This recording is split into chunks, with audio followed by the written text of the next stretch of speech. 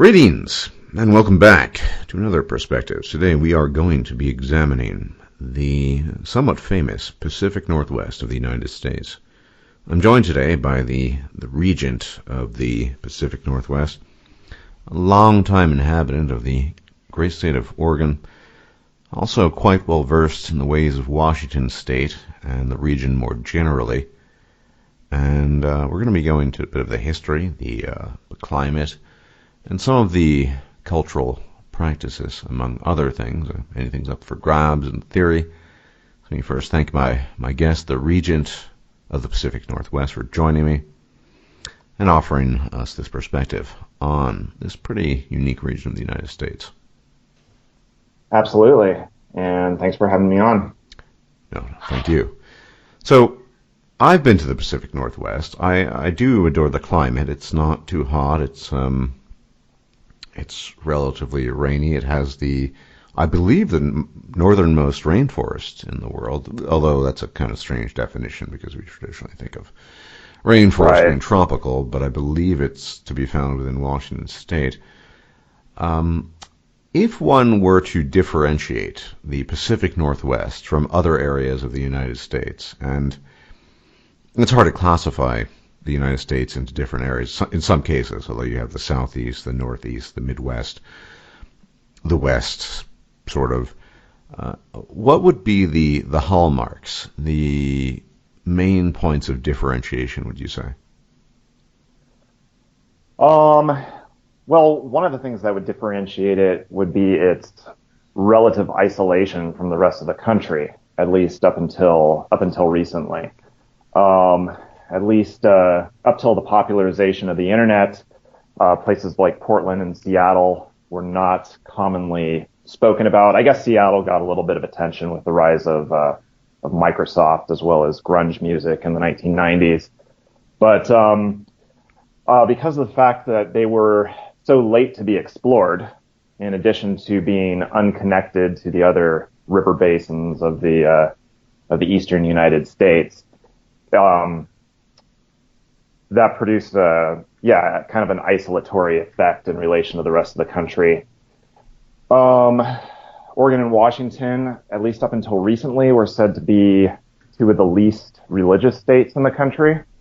And I believe Alaska is included in that, and one of the least religious states. I'd say fairly, I guess you'd say, liberal states, certainly now, but even when the Democratic Party was more of a centrist phenomenon under the likes. When you say liberal, though, do you mean liberal as in sort of center-left, or liberal as in typical left-wing insanity that we've come to know and not love very much? Well, both. It's currently it's the latter, and previously it was the former. It was effectively a secular Union Democrat state, Oregon, in addition to Washington. I think they've always been economically somewhat, moderately left-leaning. And there are environmental issues, which, that's been a real clash. And I'd say the environmentalist faction won that, in part with the decline of the wood products industry as a major employer in the region. I believe up until 1970 or so, about 12% of Oregon's population was employed by the timber industry, and now it's roughly 1%.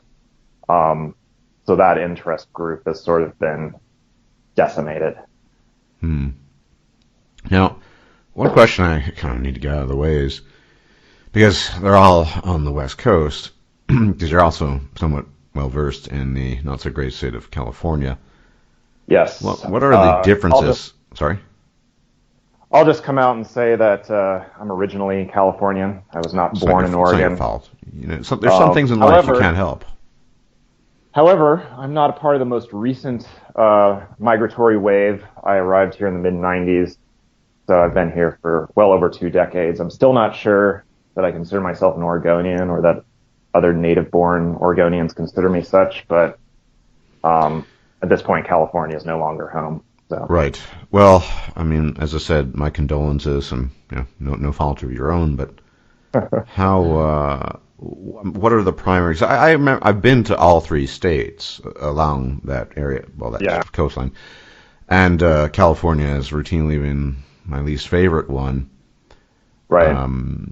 So tell me, what are the primary points there in that case, of differentiation, apart from climate, obviously? Right. Well, if I were able to transport myself back to the 1990s when I was here, I would probably have a fresher memory of the differences. But now the differences have blurred just because of the migration from California to Oregon, specifically around Portland, Bend, and Eugene. So I think a certain level of homogeneity has arisen between the two places. But one of the main differences is, the relative lack of ethnic diversity in Oregon. And so Portland is, at least by standards of large cities in the United States, is considered relatively white. But it's not as if even though it's majority white, it's not overwhelmingly white. It's about as white as the average German big city like Frankfurt or Hamburg. But California is overwhelmingly, I don't know if it's not overwhelmingly, but I believe Hispanic population is over 50%. And so there's definitely a stronger cultural influence from Mexico in California compared to here. Also, Oregon is just like far less populated. Population density is a lot lower. There are vast tracts of land where you won't see a single person. And that's probably influenced things as well. So I guess you could say the same thing about Northern California if you go into the Sierras and up in the northwestern part of the state. Yeah, I mean, what do you think accounts for that relatively sparse population by way of comparison? Probably landscape. In terms of areas that are along the water that are relatively flat, there aren't too many places in Oregon that would qualify. I don't know how familiar people are with the landscape of Oregon, but Portland is not on the coast. It's about 2 hours away from the coast, and so along the coast you have what's called the coastal mountain range, which I'm not even quite certain that you'd call them mountains, more like large hills. But you go eastward across the mountain range into the Willamette Valley, which is flat and good for growing grapes and things like that. And then you pass the valley, and immediately you're into the Cascade Mountains, which has 5 active stratovolcanoes, and that ends up blocking a lot of the rain. And so when you get into the eastern or central part of the state, the climate becomes a lot drier. You don't have as many sources of fresh water. You mainly do around Bend, where the Deschutes River connects to the Columbia. But that's what I would guess. Like much of the state is not really. It doesn't really provide a solid base to build a large city. And a lot of the settlements are sort of, there's a natural geographical barrier surrounding them, namely mountains or hills, that prevents them from expanding beyond a certain point. Portland is really the only big city in Oregon. As a matter of fact, the only other city it be, that I can recall off the top of my head, and this is probably more due to my lack of geographical familiarity with the place, is Salem, Oregon. Salem Yes. and Portland, those two places. And Salem is the capital, but it's not what you'd consider a big city. Population is, only 167,419. And a small city. Eugene is roughly as big. That's where the University of Oregon is located. Right. I don't want to leave out Seattle or the state of Obviously Washington not. entirely. Seattle is huge. I even have the populations here. So, city of Seattle, 700,000 in the city itself, 3.7 million in the metro, Right. and Portland is a little bit smaller, at least within the city itself. Population has grown very rapidly in the last 10 years. 639,000 in the city, 2.3 million in the metro. What do you think accounts then, specifically between those two states, the differences? If Seattle is in fact that much bigger as it appears to be, and I've been there. I mean, Yeah. Having grown up in the biggest city in the United States, I'd say Seattle's small, but it's all relative, of course. Right. What makes Seattle so popular by way of comparison? I think initially it was having a larger not freshwater, of course, it's saltwater, a larger port. Just by virtue of being on Puget Sound, which has a more, I guess you'd say, more potential routes into the ocean as opposed to being constricted along a relatively narrow river. Because the port of Portland is no longer especially active. Shipping traffic has declined significantly. I believe a number of Korean carriers have canceled their contracts with the Port of Portland in the last 10 years. But in order to get a boat from Portland into the ocean, it has to go up the Willamette River and connect to the Columbia River, and then the Columbia River connects to the ocean. Whereas the port in Seattle is basically on the ocean itself. Well, it's in Puget Sound, which is a large bay. So it's effectively on the ocean. And secondly is the aerospace industry. Boeing, I believe, established its original manufacturing plant in Seattle. And I don't believe that's the center of industry there anymore, just because of automation and various layoffs. It's still of some degree of importance, but now it's really the tech industry that's driving it. You have Microsoft that's located in Redmond, which is a suburb of Seattle, and then you have Amazon located in just north of downtown. Doesn't the mighty Lord Bill Gates himself reside in that area? Or is he does. moved on? Okay. He does. Yeah, he's in one of the northern affluent suburbs of Seattle, not in Seattle itself, but. Interesting. So Portland, by contrast, it's never been a city that's known for having a lot of Fortune 500 companies, certainly not based here. Right. Nike is based in one of the suburbs of Portland, not in Portland proper, and then Intel has a large base over in, I always forget which one is in Hillsborough and which one is in Beaverton. It doesn't really matter, but they're both in the suburbs.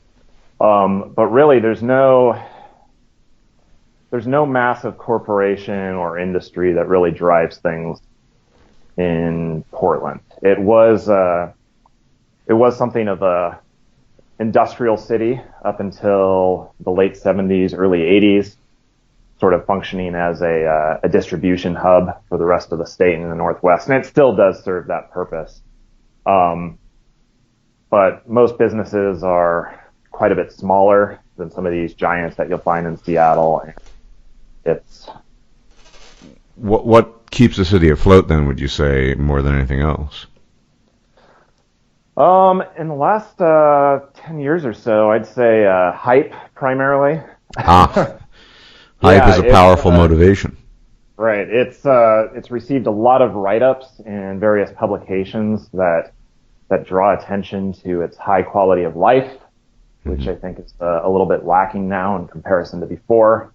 But it's, I guess Portland, you could look at it as the point of origin for a lot of SWPL culture, for craft brewing and various artisanal foods. You might want to, for the audience, not everybody knows what SWPL culture is, so maybe you can define that. SWPL is an acronym, stands for Stuff White People Like, and there was a popular blog, I believe, in the early aughts that would have entries about stuff that white people like, and it wouldn't be stuff that any kind of white person would like. It was stuff that white cosmopolitan liberals like. Right. Do you think that the term SWPL, do you think the cosmopolitan white liberal who, I guess he or she on an unconscious level gravitates to certain activities, but do you think they would use the term themselves and say, well, I really enjoy SWPL culture? Or is that, No. It seems that the term's been very much co-opted by alternative sections of at least the online community or internet. Yeah. No, SWPL is a term of mockery. It's not it's not a self-designator, and if you were to use the term in front of your average Portlander, they wouldn't have any idea of what you're talking about. Right. So they might be engaging in SWPLian activities, such as drinking craft beer and home brewed cola beverages. Right. But they would be ignorant of the accusation, or if someone they were accused of being that, they wouldn't have a clue. That's interesting. It seems though it does seem very Pacific Northwesty. I'm hardly a judge. I haven't lived in the United States in eons, but I mean there are some vague similarities between the northeast of the United States, not counting New York State, of course, and Pacific Northwest. They both tend to be quite white.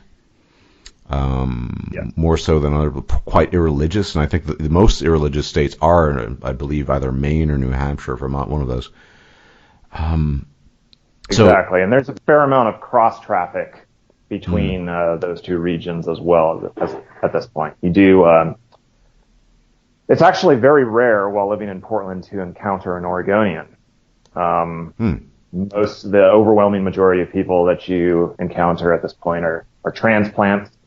California is a common point of origin, but so is New England, New York, and certain parts of the Midwest as well. Those seem to be the most common areas that people come here from. But there are a lot of jet setter types who make Portland kind of one of the places I mean, it's been a kind of, obviously it's a false accusation, but it's been accused of being a racist city because it's I believe in terms of size, it's relatively big.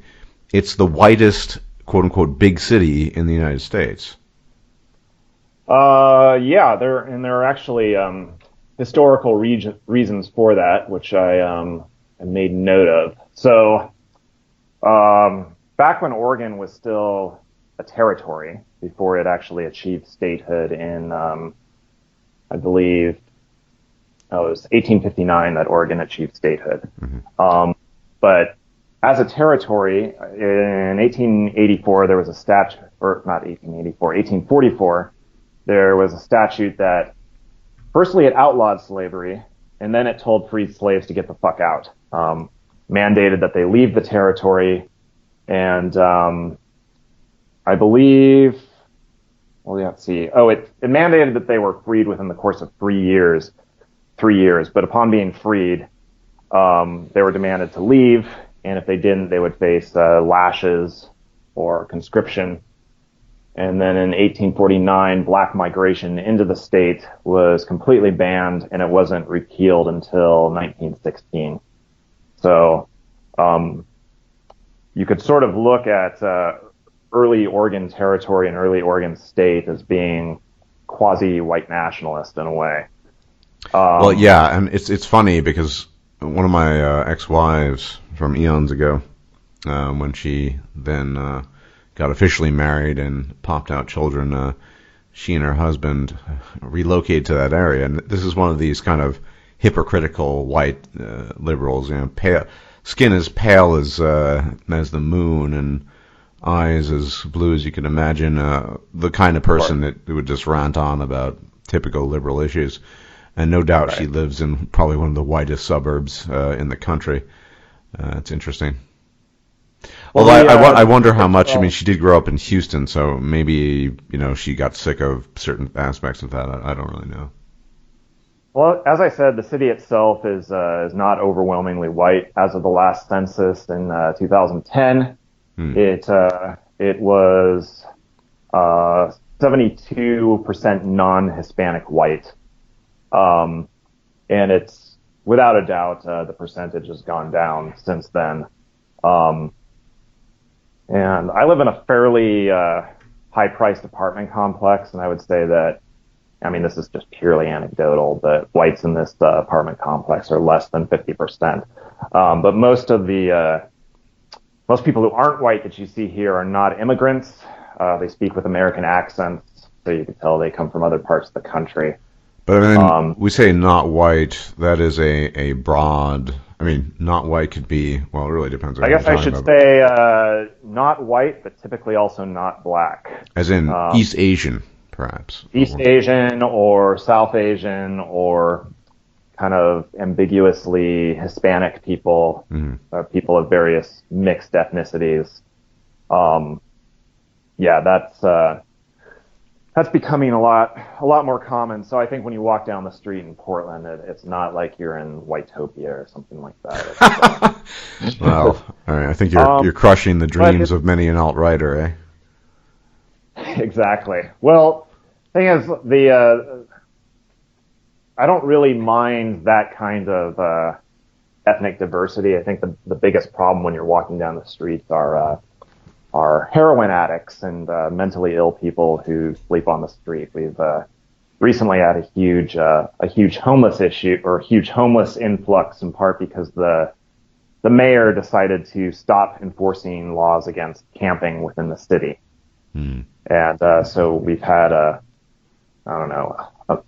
mushrooming of miniature tent cities throughout the city, and the police might temporarily clear one out, and it will pop up in some other location.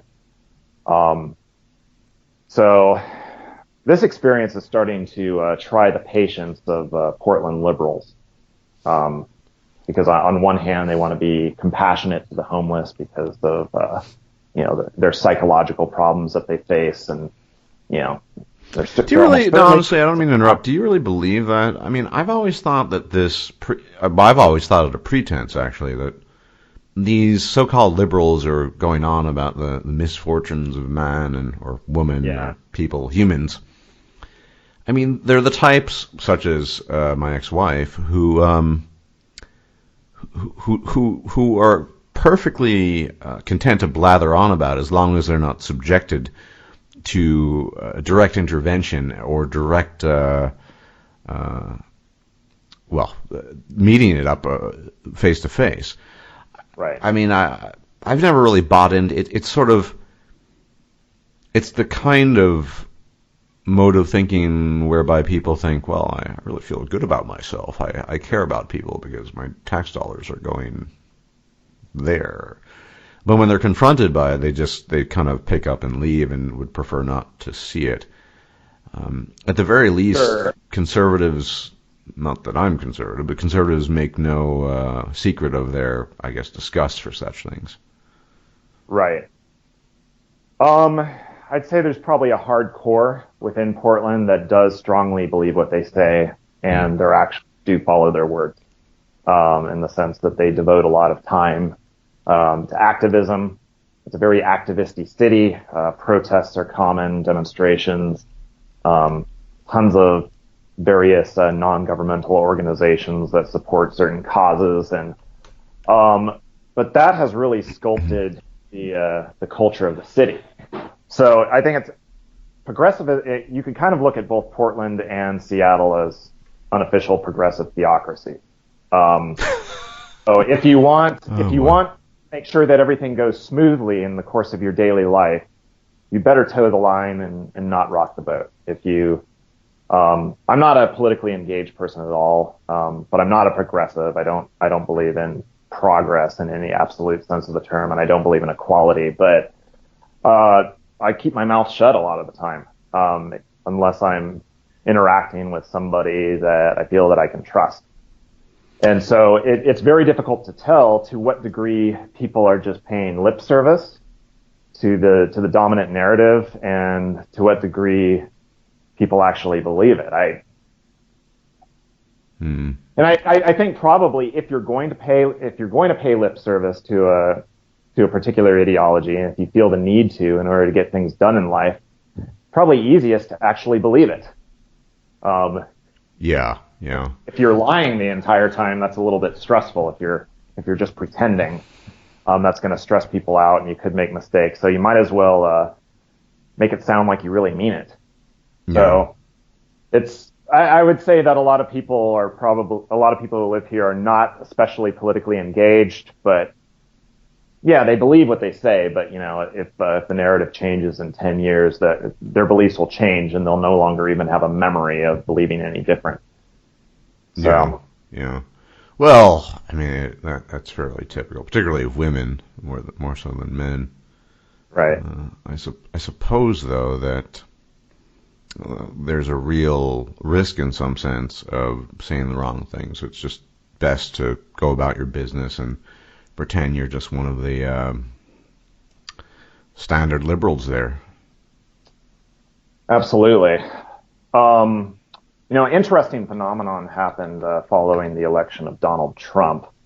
Is even in the whitest parts of town, you started seeing businesses and houses display a certain sign, either in the window or on the lawn. And I'm going to Google image search it.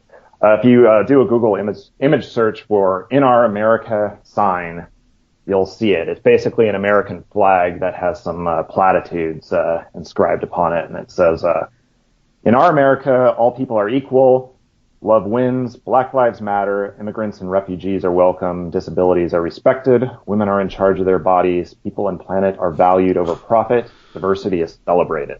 Mm-hmm. So it's almost like the Portland equivalent, or the Portland middle class equivalent of having, a really green lawn in the 1980s. Having a really green lawn in the 80s was sort of a mark of your of being like the right kind of person. And a respectable person. But now, the 80s and the 90s were a very apolitical era in comparison to now. So now you signal that you're a right-thinking, respectable person by having a sign with a bunch of platitudes across it. Even there are a lot of Black Lives Matter signs, and even the whitest parts of town, in front of very affluent $1 million homes. It's bizarre. I find it pretty alien, but. Well, of course, but clearly these people are not in possession of a kind of awareness that would be required to question any of that. It must be, but here's the thing, and I guess I'm a hermit, so I'm not really in a position to think about it much, but you have to deal with effectively normies of various bents. Yes. On a semi-daily basis, and you're not really, I guess you're a bit like me, you're not really anything. In fact, I would say you would be considered certainly by the mainstream to be subversive, but also by, I guess, alt-right standards to be subversive, because we both, for example, believe in HBD, but not necessarily, we don't draw necessarily the same conclusions or what have you. So it's basically you just kind of live a life of mum, where you just sort of walk about and you nod your head and pretend that all is well in the world, and when you realize it's really not. And right. I consider myself fairly apolitical. I don't advocate anything specific, in part because I don't think that there are any perfect systems. I think political systems are just sort of kind of half-assed solutions that are sort of slapped together that generate just as many problems as they solve. And I don't at this point in my life, I don't feel the need to emotionally attach myself to or stake my identity upon political ideologies. But I do have this way of looking at the world that is contrary to how progressives look at the world, and it is something to be concerned about. Just because I think the definition of of a Nazi or the definition of a racist is very broad, or it's become very broad in the mind of the average person. So, like, I don't know if they're going to make that kind of differentiation. Yeah. Well, Ben Shapiro recently at his talk at Berkeley apparently was called a Nazi, Ben Shapiro. So. Right. Or Jordan Peterson has been sometimes labeled a member of the alt-right, whereas I don't think, the self-designated alt-right has much use for him. No, so they consider him cucked. Yeah. It's an uncomfortable line to walk, and I'd say 10 years ago in Portland, it was much more comfortable just being kind of an apolitical person. Portland is not like Germany. I mean, I've been to Germany a number of times, and I'm familiar with the culture, and I know that people do not discuss their politics with strangers. You do not hear politics ever in casual conversation in Germany, ever. Whereas here in Portland, you'll be discussing a topic that's completely non-political, and somehow they'll manage to smuggle in a quip regarding Donald Trump in the course of the conversation. Like, people do have this ability to just conjure up a political discussion out of nowhere. Interesting. So it's, I don't know. I guess I do like the Pacific Northwest as a region, and I would recommend that people move here if it appeals to them. I think at this point, one might as well skip over Portland if one can. Just because I think a lot of the SWPL amenities that I was talking about earlier, such as craft brew and craft cider pubs and artisanal food markets and bicycling, and I think a lot of those amenities, like good quality coffee, a lot of those amenities are available in a lot of smaller cities throughout the state. Like go to or even in Washington, like if you go to older small towns that have effectively become suburbs of Portland, such as Oregon City or Milwaukee, or there's Milwaukee, Oregon, not just Milwaukee, Wisconsin. Washougal, Cannabis. Oh, there's also Vancouver, Washington. So not to be confused with Vancouver, BC. Right. A lot of these smaller, older towns that are now suburbs are actually quite nice and provide you with all the same amenities and a less politically charged atmosphere and less dysfunction on the street level, like fewer homeless people, fewer drug addicts, and so forth. So, so it might be just that the city itself, sort of urbanity, is a kind of hotbed for just the politicized and essentially unavoidable. Yeah. So, I mean, I'm stuck here because of my job, but if I were starting out, I would probably, move to one of those smaller cities, or maybe go across the mountains and live in Bend, Oregon, which is my favorite city in the state, which is kind of a hub for outdoor adventure activities. And I think pretty much anywhere in the state is a good jump-off point if you want to explore the forest or go rafting or go snowboarding, mountain biking, things like that. So, yeah. But, so I mean, oftentimes you'll hear, particularly in these sort of theoretical discussions online, from the alt-right, that the Northwest should be, when the partitioning occurs, that the Pacific Northwest should be the designated area for the homeland, as it were, right? Which is retarded. Like even even a small city like Whitefish, Montana, most of Richard Spencer's neighbors want him to get the fuck out. So it's well, hey, once they've ascended to power, that won't be the case anymore. Yeah, exactly. But no, I don't see any. There's nobody around here that's outwardly neo-Nazi or white nationalist. The only exception to that would be that Yahoo down in Eugene who drives around with a swastika truck and plays the bagpipes. I can't quite remember his name off the top of my head, but I don't foresee that happening. I mean, it is a relatively white region, but like most white people here do not want to have anything to do with white nationalism. Not yet, at least. Right. Well, yeah. Who knows what's going to happen in the next couple of years? It's yeah, exactly. difficult to make a prognosis. Well, I mean, I think in the most diverse parts of the state, which would be, well, definitely Portland and Seattle, but there are also some very Hispanic parts of the state as well, and certain around certain smaller cities such as Salem.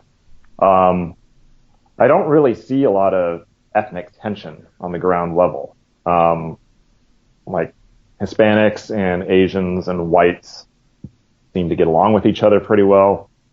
There are reasonably sized black populations both in Portland and in Seattle, but not compared to other large cities. I believe in Portland it's about 6% of the population, and Seattle it is 8% population. That raises the question to me, and as someone who spends probably an unhealthy amount of time on the internet, how much of all this perception that the so-called race war is upon us, and especially in the United States, if that's just something fed by internet memes, whereas on the ground things are just a lot milder than they've been, or as they've been presented to us, at least in the internets or on the internets. Well, it's not mild. Progressivist rhetoric is not mild on the ground, but that's not really something that's coming from your Hispanic Lyft driver or from the Thai person who's serving you food. Generally, it's white liberals as well as college-educated people of color that are disseminating that rhetoric. So it's not something that really. You're not going to be lectured about your white privilege when interacting with a random brown person on the street. You hear it more often than not coming from corporate HR department than you do from any sort of ground level interaction. Yeah. So,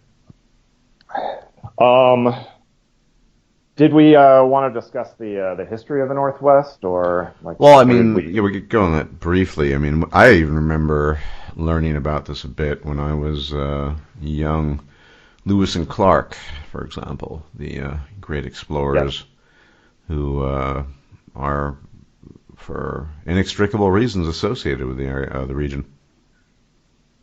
Yeah, Lewis and Clark. That expedition was commissioned by Thomas Jefferson shortly after the Louisiana Purchase in 1803. And so there were a couple of objectives of that mission. One was to chronicle all the flora and fauna that Jefferson had read about in the books of various British explorers. I believe that the British had staked a small claim over around Vancouver, British Columbia. And there was one Scottish explorer, Alexander Mackenzie, I believe, who explored via land. But the main objectives of the Lewis and Clark expeditions was to chronicle all the various new forms of life that Anglo-Americans were unfamiliar with, and two, to establish an American presence before the British presence there got too large.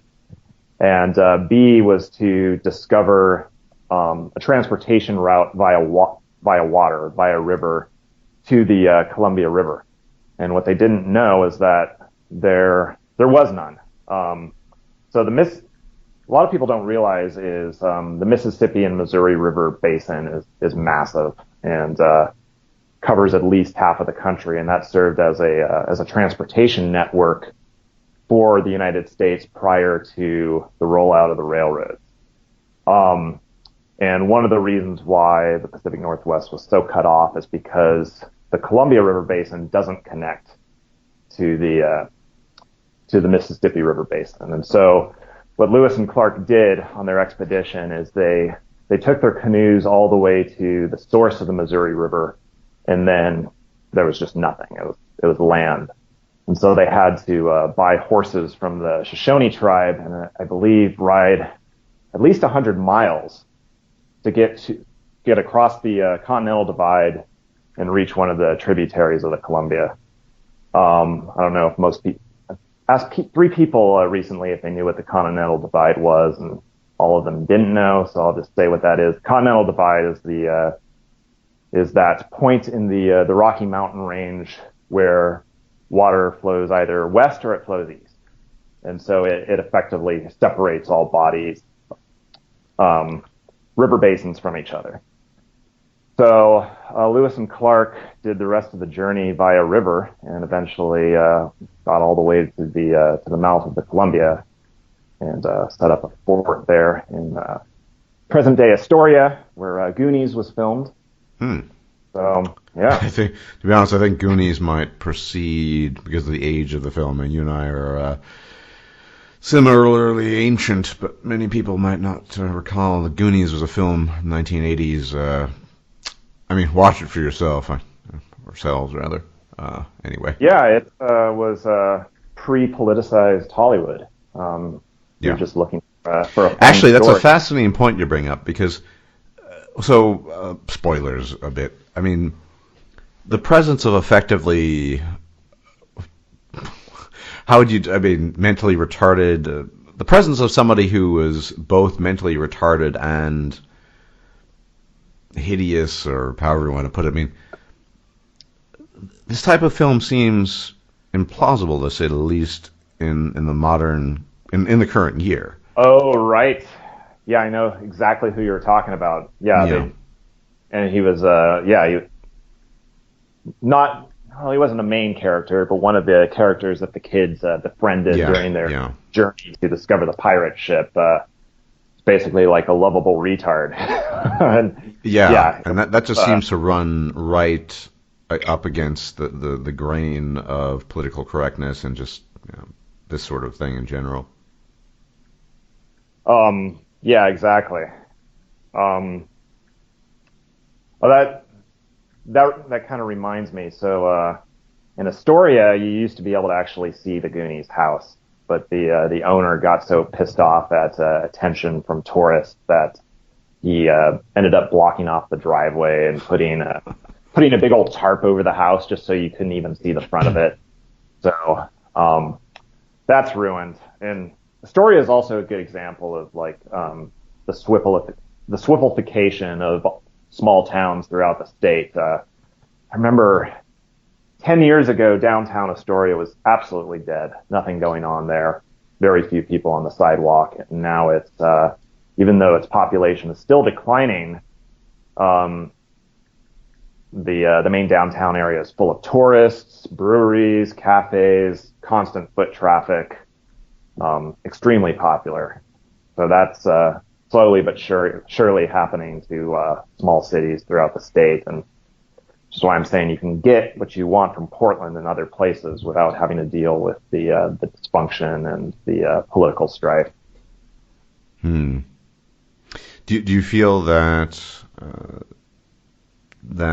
in the long run there's going to be some, since you mentioned there'll be some major changes to the nature of the urban center itself?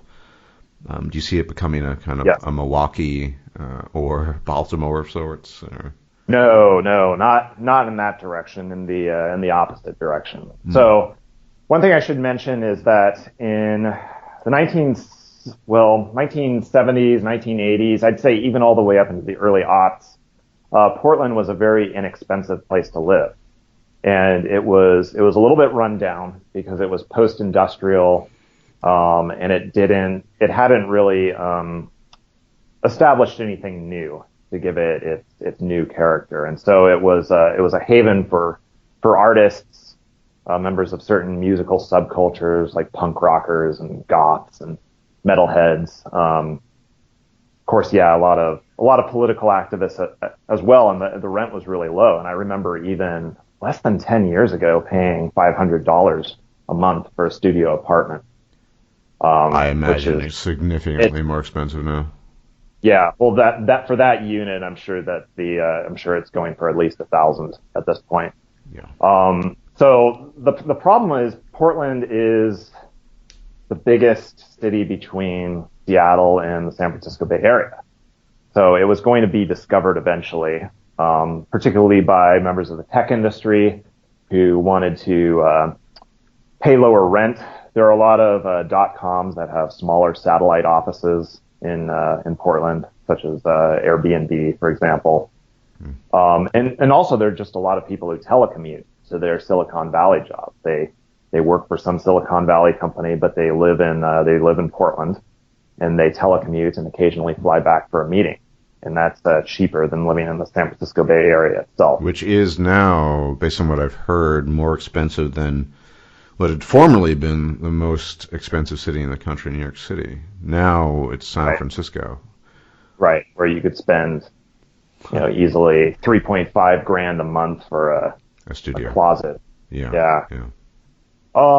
So the rent has gone way up here, and it's spurred a construction boom. I think starting maybe around 2014, maybe 2013, it's just been nonstop building of apartments. And so the area, like Portland, was never a particularly densely populated city. Most of it is single-family houses, but now we're seeing, I wouldn't say it's starting to look like Europe, but we're getting more of that mixed-use apartment, new urbanist feel, where you have like a lot of multi-story buildings that are 4 to 6 stories tall, and on the ground floor you'll have commercial, you'll have a cafe or a restaurant or a bar or one of those wellness studios that are yoga studios and acupuncture studios, things like that. And you find those everywhere around here. But and then people live up top, and so we don't really. So that's caused the population density to boom, and I think in a certain respect the city is becoming a lot posher just because of all the people that are coming in who can afford to pay these exorbitant prices on apartments. But then on the ground level you have heroin addicts walking around. So usually when property values rise, the public space becomes nicer, and in our case it's the opposite. I have a question with regards to all this, and it's something that I've been thinking about for quite some time, because I obviously I don't live in the United States, and I also don't. I'm pretty reclusive. And this is something that you can just sort of ponder on the fly, but the effects of internet culture, which I'm, for better or worse, probably for worse, totally immersed in, and your experience, to a lesser extent you are as well. We have some common interests, and we're familiar with some people on the internet. Well, how much do you think that all that stuff going on the internet is having in terms of effect? What are the effects of that on the ground? Is there any effect, or because you basically said it's sort of status quo?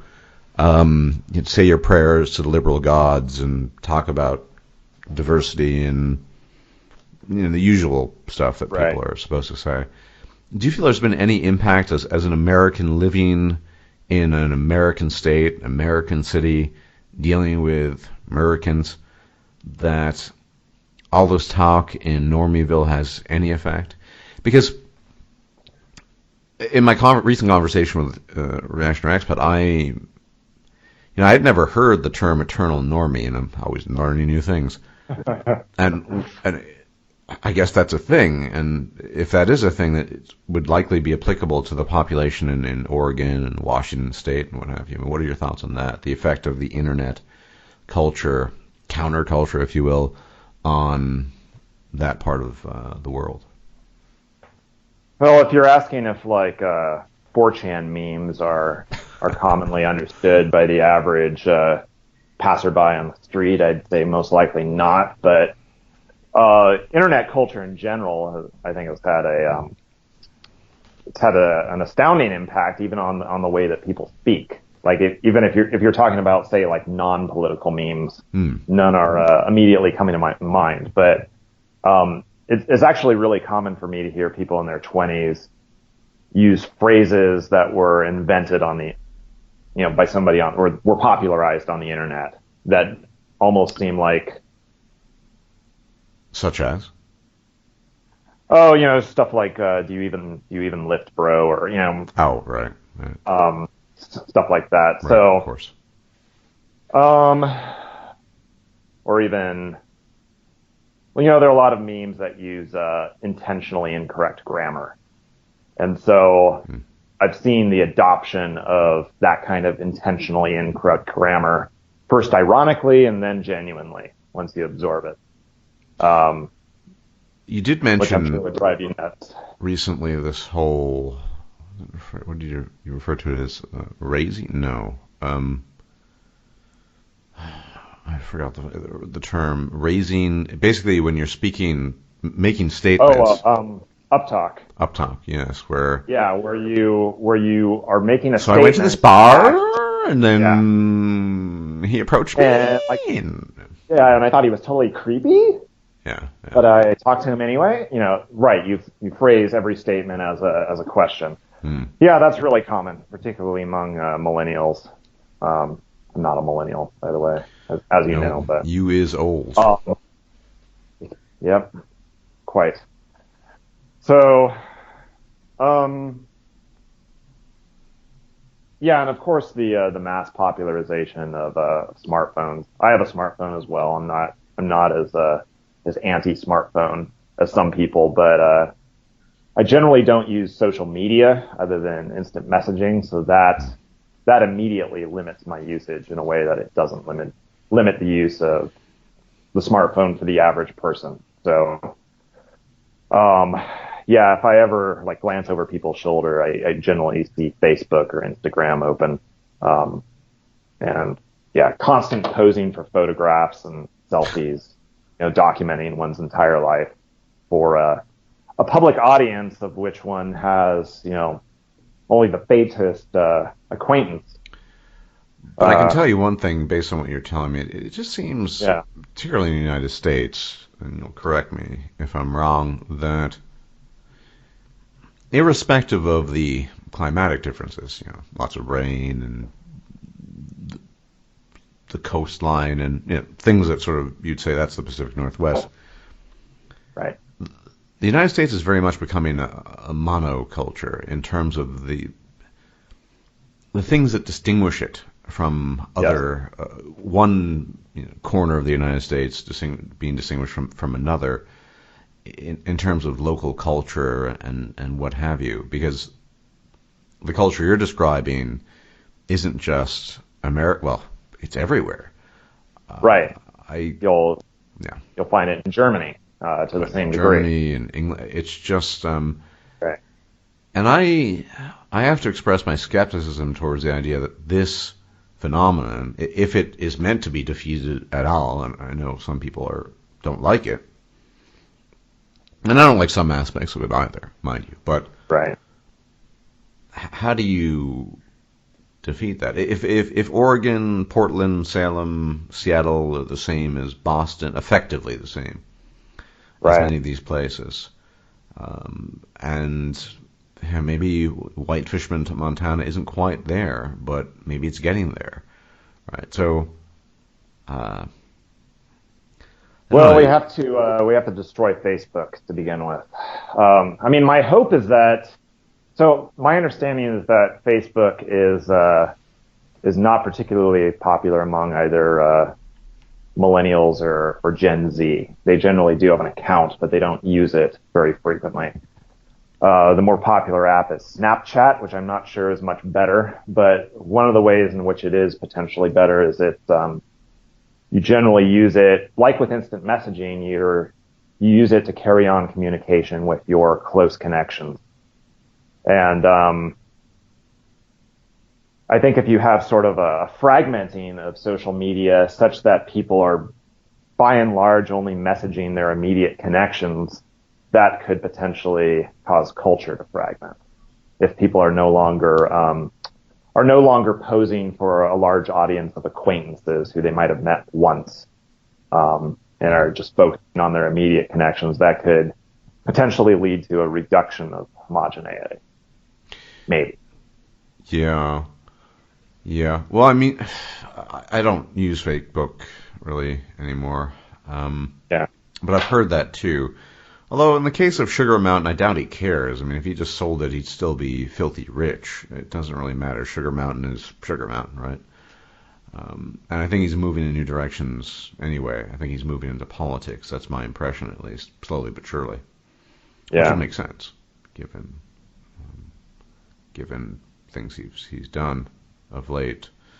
But effectively, you're just kind of left in the United States, this is my impression as an outsider now, with places you might want to move to just because of the environmental amenities they might offer. So, for example, you made mention of the sort of adventure-esque culture, maybe going rafting or hiking in the wilderness and staring at black bears before the angry mother chases you away and mauls you to death and that sort of thing.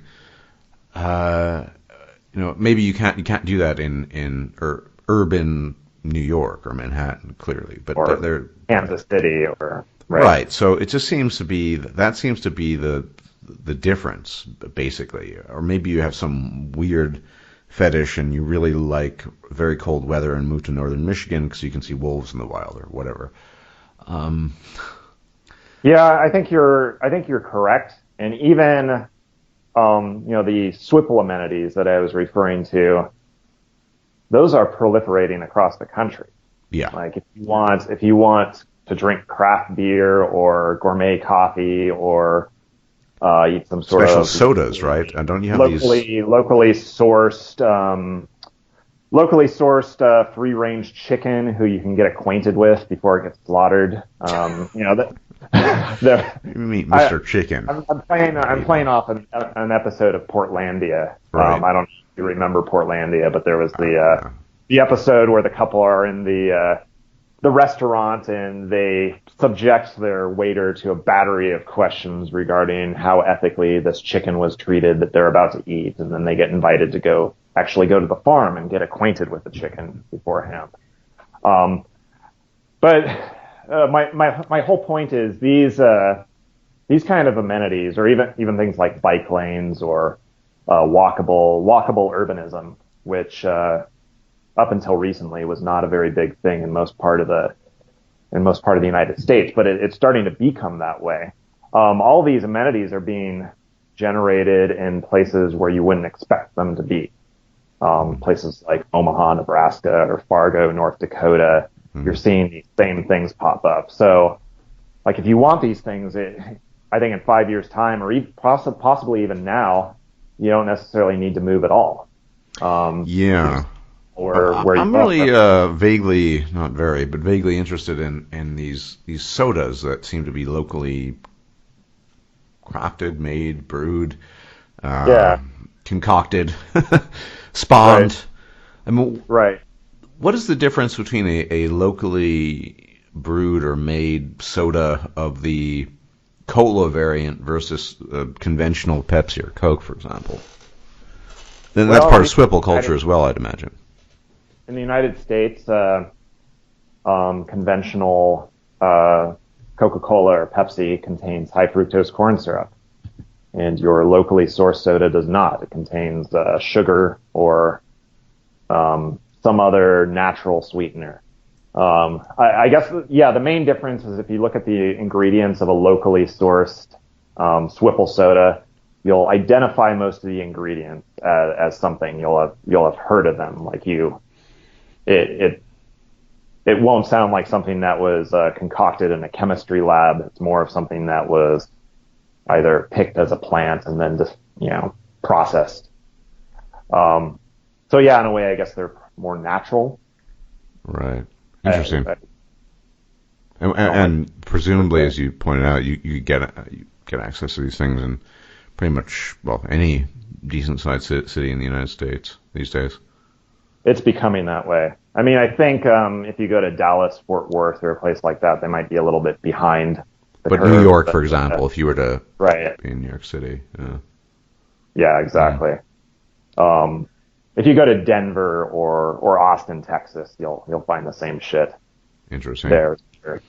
It might be there might be a little bit more of a regional flavor. So if you go to Austin, you'll have more barbecue places, just because of the whole Texas culture of barbecue. Whereas here in Portland, you could probably count the number of barbecue places on one hand. Hey, but you can meet Mr. Chicken before you chop off his head. That's something. Exactly.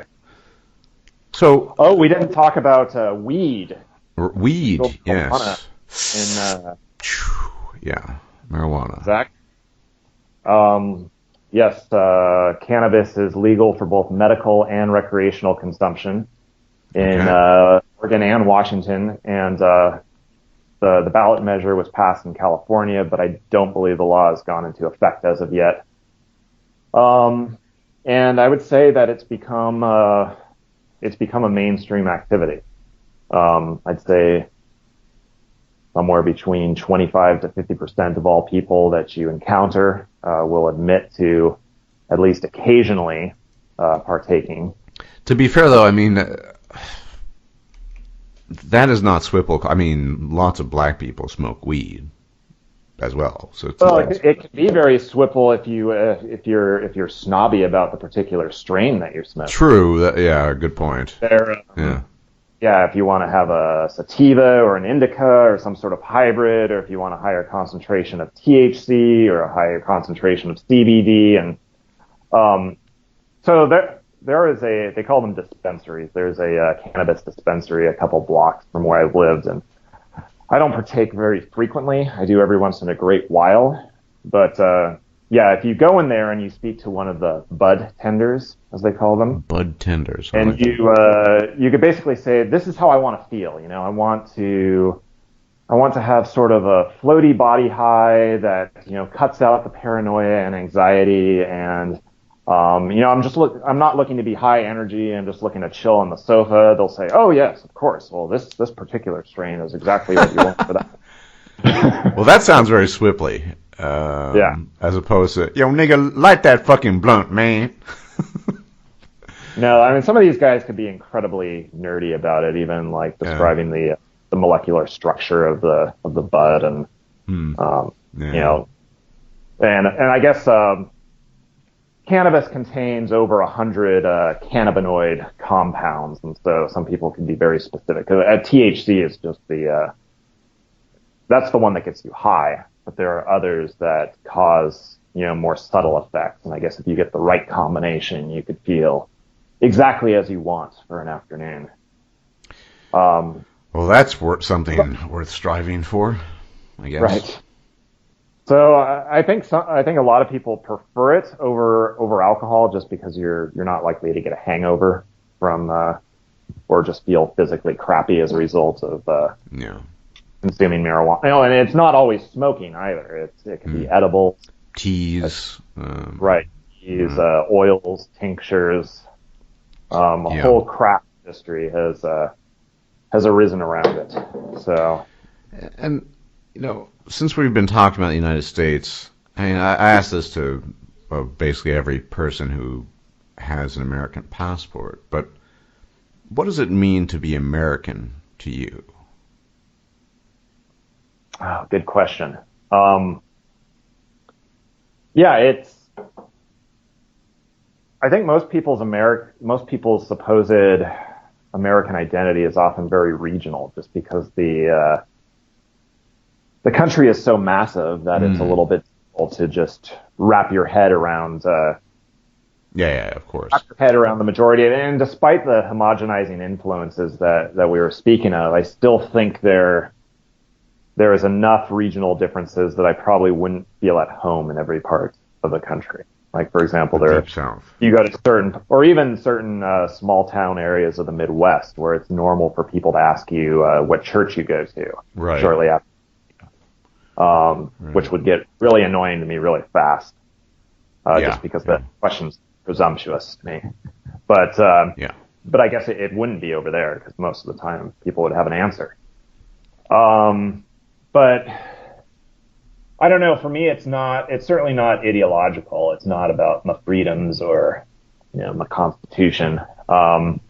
It's just more, I think it's more about just being situated in a particular landscape as well as the connections that you have. It's a more personal experience. And I don't know. I think when I travel to other countries, like particularly when I travel to a place like Germany or any other European country, my Americanness becomes apparent to me. Really? How? Yeah. I mean, because I refuse to designate myself as German. I mean, I'm not, but Right. also, even if, I mean, clearly, if I had wanted to become German, I probably could have, but I just never had the desire. That is in terms of, official nationality, and I can blend in well enough, but Right. I mean, I definitely notice differences. I don't have the, well, I think it's a pretty German thing, the stick up the ass mentality, which is very Prussian. But I'm curious as an American and as someone who, I don't know what really identify with that term anymore, but you feel American when you're outside. Maybe you could go into that a bit. Right. Well, so for example, I speak relatively good German. I know you're hypercritical of it, but I've never been hypercritical of it. I described it in a certain manner. I don't think I said it was bad even. Anyway. Right. My accent is very American. I admit to that. But shortly after I became conversational in the language, and this is kind of hilarious and ridiculous in retrospect, when I went to Germany after that, it was my goal to get into conversations with a lot of people. Shocking. And I wasn't particularly successful, just because I think it's actually very normal in the United States to start conversations with strangers. Oh, yes. Yeah, that is something that I find very disturbing, but yeah. We'll start conversations with the cashier, customer service people, people that you're conducting business with, and to be very amiable. And what about that thing I can't stand, that very deep and penetrating existential question that's used as a greeting? Hey, sir, how are you? Fuck you. Do I know you? How's your day? How's your day? Actually, it was terrible. I had a flat tire, I lost my wallet, and my wife left me. How's your day? Well, here in the Pacific Northwest, and I don't know if this is a Pacific Northwest thing or if it's just becoming increasingly an American thing, but they take that a little bit further. So I think the more common one nowadays is the cashier will ask you, do you have any exciting plans for this weekend? Or do you have anything exciting happening tonight? Well, thank the gods, but in Germany, all they do is they leave it at, a good day, and I wish you were remaining a pleasant weekend, and that's it, at best. Right. Yeah. Right. Now, here, and it's, I mean, sometimes it can be, well, it's not stressful, but you almost feel like you're disappointing them slightly if you don't have a good story for them. It's a ludicrous question to ask a stranger. I find it's probably less offensive than "How are you?"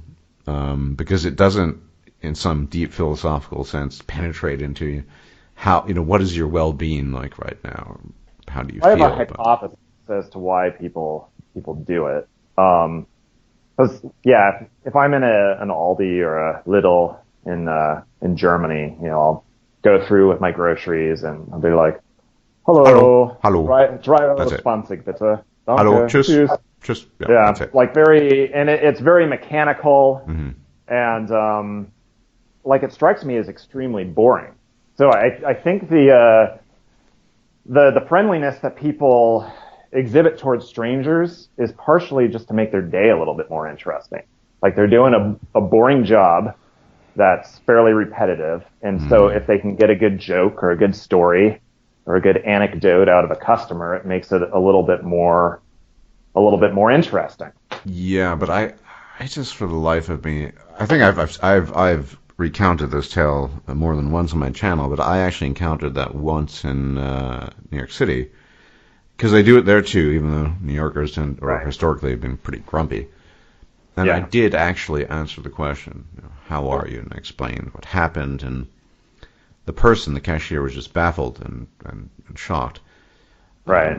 I imagine if they're asking what your plans are for the weekend, they do expect an answer.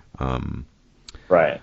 I mean, if you tell them that you're just planning on chilling on the sofa or something like that, just chilling. They'll say something like, "Yeah, sometimes you need that sort of evening," or sometimes, if they ask you how you are and you say okay, they'll rejoin with just okay. Really? I don't, if I ever go there, I tell you, I might be better be having a fantastic day. Arrested for assault, because that is just I love okay. Okay is such an ambiguous and simultaneously meaningless word that I can just get away with it. Well, it means you're experiencing a state of equilibrium, which is not even. I just say it to shut people up. This whole American how are you blah blah blah. This is seeped into internet culture too. If I just decide to play an online game on an NA that is a North American server, I will hear, "Hey guys, how's it going?" And people will answer, and I just think, I just don't like it. I don't think I've ever liked it. And the more time I've spent in Europe, the more I dislike it. But this is a very disturbing development, I think. This. What are your plans for the weekend? I suppose you could put a twist on it. If it were some mildly attractive female. Well, I plan on sticking my dick in your mouth after you're done with your work shift. What do you think of that, honey? Or something like that. But probably wouldn't fly very well. It's coming on a little strong. Yeah, that's what I think too. But it's just ridiculous. You just gotta roll with it. I don't know. Gotta roll. We're just chilling. I'm gonna brush my teeth on the weekend. How about you? Plan on brushing your teeth? Oh, I'm using wax floss too. Did I fail to mention that? Americans are such witty people. Right. And I guess, I don't know, like I do have the ability to temporarily turn on, like, I guess you might call it the extrovert module. Like you're in a I can even do that to some degree. Launch extrovert module, and even for a certain amount of time, I can enjoy it before it starts to exhaust me. Oh yeah, well I think anyone who's ever spent any time working quote unquote professionally I've had historically to put on the facade, engage in the lie. It's not fun, and you do forget about whilst you're doing it, in the process of doing it, you do forget about it. But it does become exhausting. You start noticing exhaustion, and you just want to get the hell out of there. I suppose if you're in a queue at a checkout line, it's not that big a deal because you just relatively quick. It's quick and painless. Your conversation's not going to last longer than 30 seconds, and you'll be out of there on your merry way. But so yeah, if you were to live here, you would be using the self-checkout, or you'd be specifically seeking out grocery stores. This has entered Germany as well. There is self-checkout here too, but it's not as well refined as the United Kingdom or for that matter, I guess, over there. I've never seen self-checkout over there. Because I've only seen it this year, actually, first time. So I suspect it would be more common in the larger, like, big box supermarkets in the suburbs, and I've never really gone to the burbs. Yeah, places like the place I'm referring to is Rewe, but I don't think you don't find that in the sort of discounted places where you see a lot of the German white trash who are half drunk buying more bottles of beer and cheap wine. You don't see it there. Or in a Biomarkt. Biomarkt, no, you don't. Biomarkt is very slow. I find the Biomarkt, I'm referring, of course, to these organic markets. And I do attend one, I have to say. They have berries, and I recently picked up some raw cranberries from there. It was I don't know why people don't eat them. They're very tart, but still, the queues there are just extraordinarily long, and it's all white people as well there, Of course, course. And yeah, but in the kind of there's an in between ghetto such as Netto or Aldi, which I think it's not ghetto, but it's kind of that's where the discounted stuff is, right? And the elite Biomärkte, right? And in between, there's something like Rewe, which you see all kinds of people go to. It's in between in terms of quality. The Biomärkte doesn't claim to be organic, but it's also not super ghetto. Right. And that's the spot. That's the place where they have these self checkout things. But for all I know, it's expanding beyond that.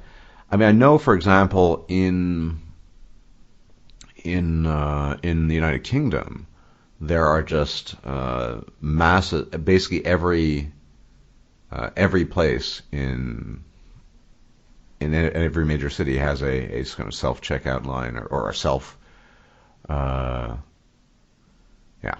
So. Well, it's kind of the same here. In the let's see, we have our biggest organic chain is New Seasons. Then we have Market of Choice. We have Amazon-owned Whole Foods.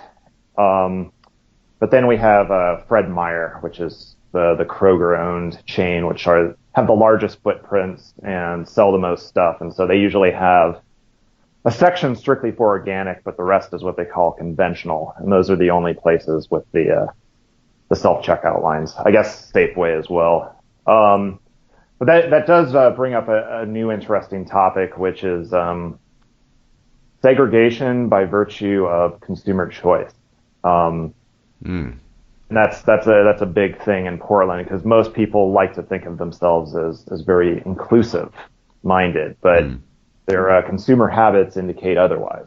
Because if you go to like a Trader Joe's or a New Seasons, Trader Joe's, you could sort of count on the rest of the customers being kind of like you in terms of their social class standing and their cultural preferences. Well, Trader Joe's is a pretty expensive place. It does exist No, Trader Joe's is cheap. Is it? It used to be fairly expensive. Oh, interesting. No, it's way cheaper than the other organic supermarkets. But it's kind of funny. I have this specific memory of leaving a Trader Joe's, and I walk. I don't own a car. I use one. I rent one on demand when I have to. But I had left a Trader Joe's, and I was just walking down the street, and there were two juggalos in front of me. One with a baby carriage. So basically Juggalos. White trash.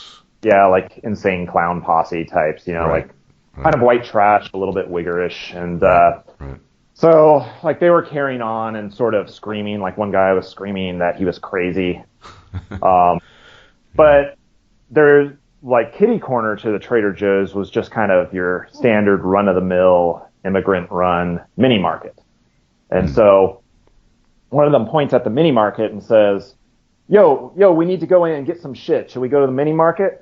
And the other guy's like, what about Trader Joe's? And the first guy goes, no, fuck that place. They don't even sell fucking soda pop, yo. And the thing is, Trader Joe's does sell soda pop, but it's of that hippie soda pop that we were talking earlier. It's not, They don't sell Coca-Cola and they don't sell Pepsi. So that gave me the realization, my God, like a lot of people probably really like going to places like Trader Joe's just so they don't have to deal with these two gentlemen while they shop. Whereas if you're in like one of the larger conventional supermarkets, you might have to share the aisle with them. I mean, and it's the same in Germany. The most upscale places, or upscale is kind of probably not the right word, but I'll use it just because it helps sort of qualify and distinguish, differentiate. Upscale, sort of these Biomärkte. There's a new one that opened up not too long ago, not too far from me, and it's middle class people. Not always, but most of the time they're white, of some sort of white persuasion. And then you have the in-between stuff, like I said, the Reves, and because that's a huge supermarket chain in Germany, but it's not really, you get normal-ish people there. And then you get places like, Penny, or Aldi, or these other places which are, you see all kinds of strange folks there, from poor German white alcoholic trash to people of various chocolate variants, and it's just clear that some people gravitate. I mean, I will go on a semi-routine basis to like a Penny Markt or whatever, because it's just cheaper, and I'm not exactly made of money, but is it as pleasant experience as standing in a queue at a Biomarkt? Well, probably not, although I'm not a big fan of the long queues anyway. But I think you have this you could call it self-segregated consumerism pretty much everywhere you go in any major country.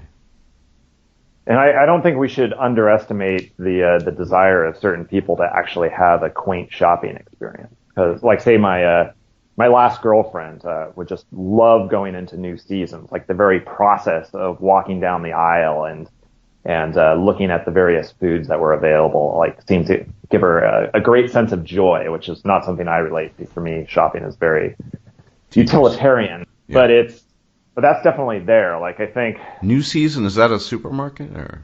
Yeah, it's our local supermarket chain, founded in Portland, but I think there are at least 10 of them, also now in various suburbs and smaller cities throughout the state. Right. But yeah, just you've had the rise of I guess you'd call them boutique stores, and a lot of them appeal to women, but some of them are pragmatic in nature. For example, there's a boutique mini market. I think they even aspire to be a chain, but it's different from a 7-Eleven or a Plaid Pantry. Plaid Pantry is our local equivalent of 7-Eleven. But if you go into a 7-Eleven or a Plaid Pantry, it's pretty pleb tier. They might have a decent selection of craft brews, but a lot of it is tobacco and lottery tickets and malt liquor and swill beer and candy and various unhealthy things. And so you have to deal with you have to deal with some pretty unpleasant people if you want the convenience of going into one of those mini markets. And sometimes bad things happen. Right. So, but there was this newer boutique mini market that I guess the owner determined that something like 50 to 75% of the merchandise that's on the floor, like in the middle of your average mini market, doesn't move within a quarter. So he determined what items move the fastest and purchased like the most snobby version of it in bulk. So you could get your kale chips or your Yeah, I think somebody told me about kale muffins recently. Anyway.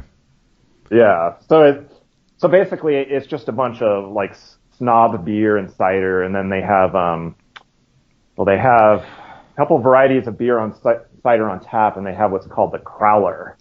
And the crowler is basically a very large beer can, and so you pour the beer from the tap into the can, and then you use this 1800s looking machine to seal on the top of the can.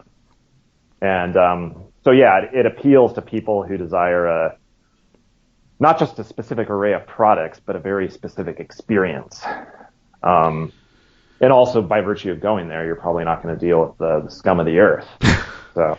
Yeah, I can't stand shopping, to be honest. I just want to be done with it. I don't like standing in queues, and I don't really like dealing with people in general. But right.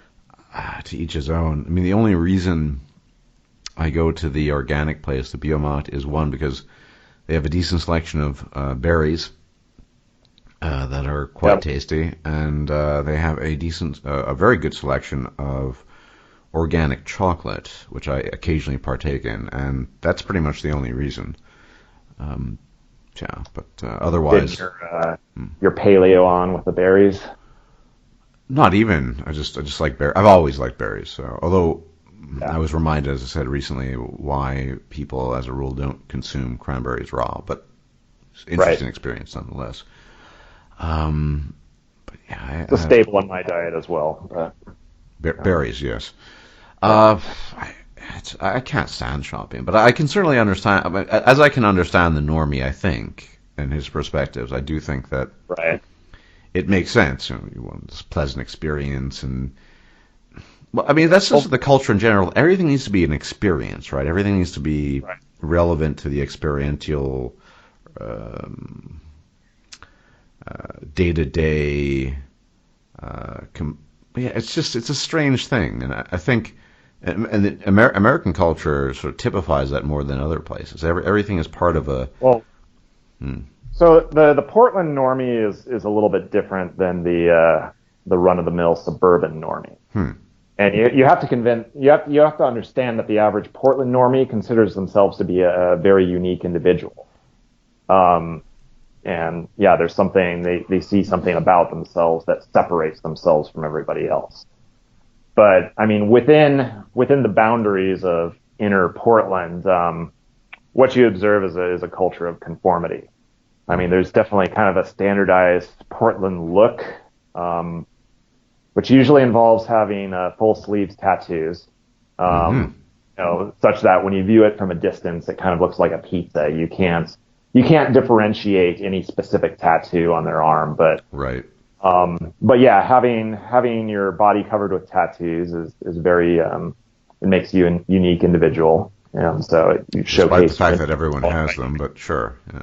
Right. And then having some variety of ironic facial hair, or having a really bushy, unkept beard, is a real big deal. Yeah.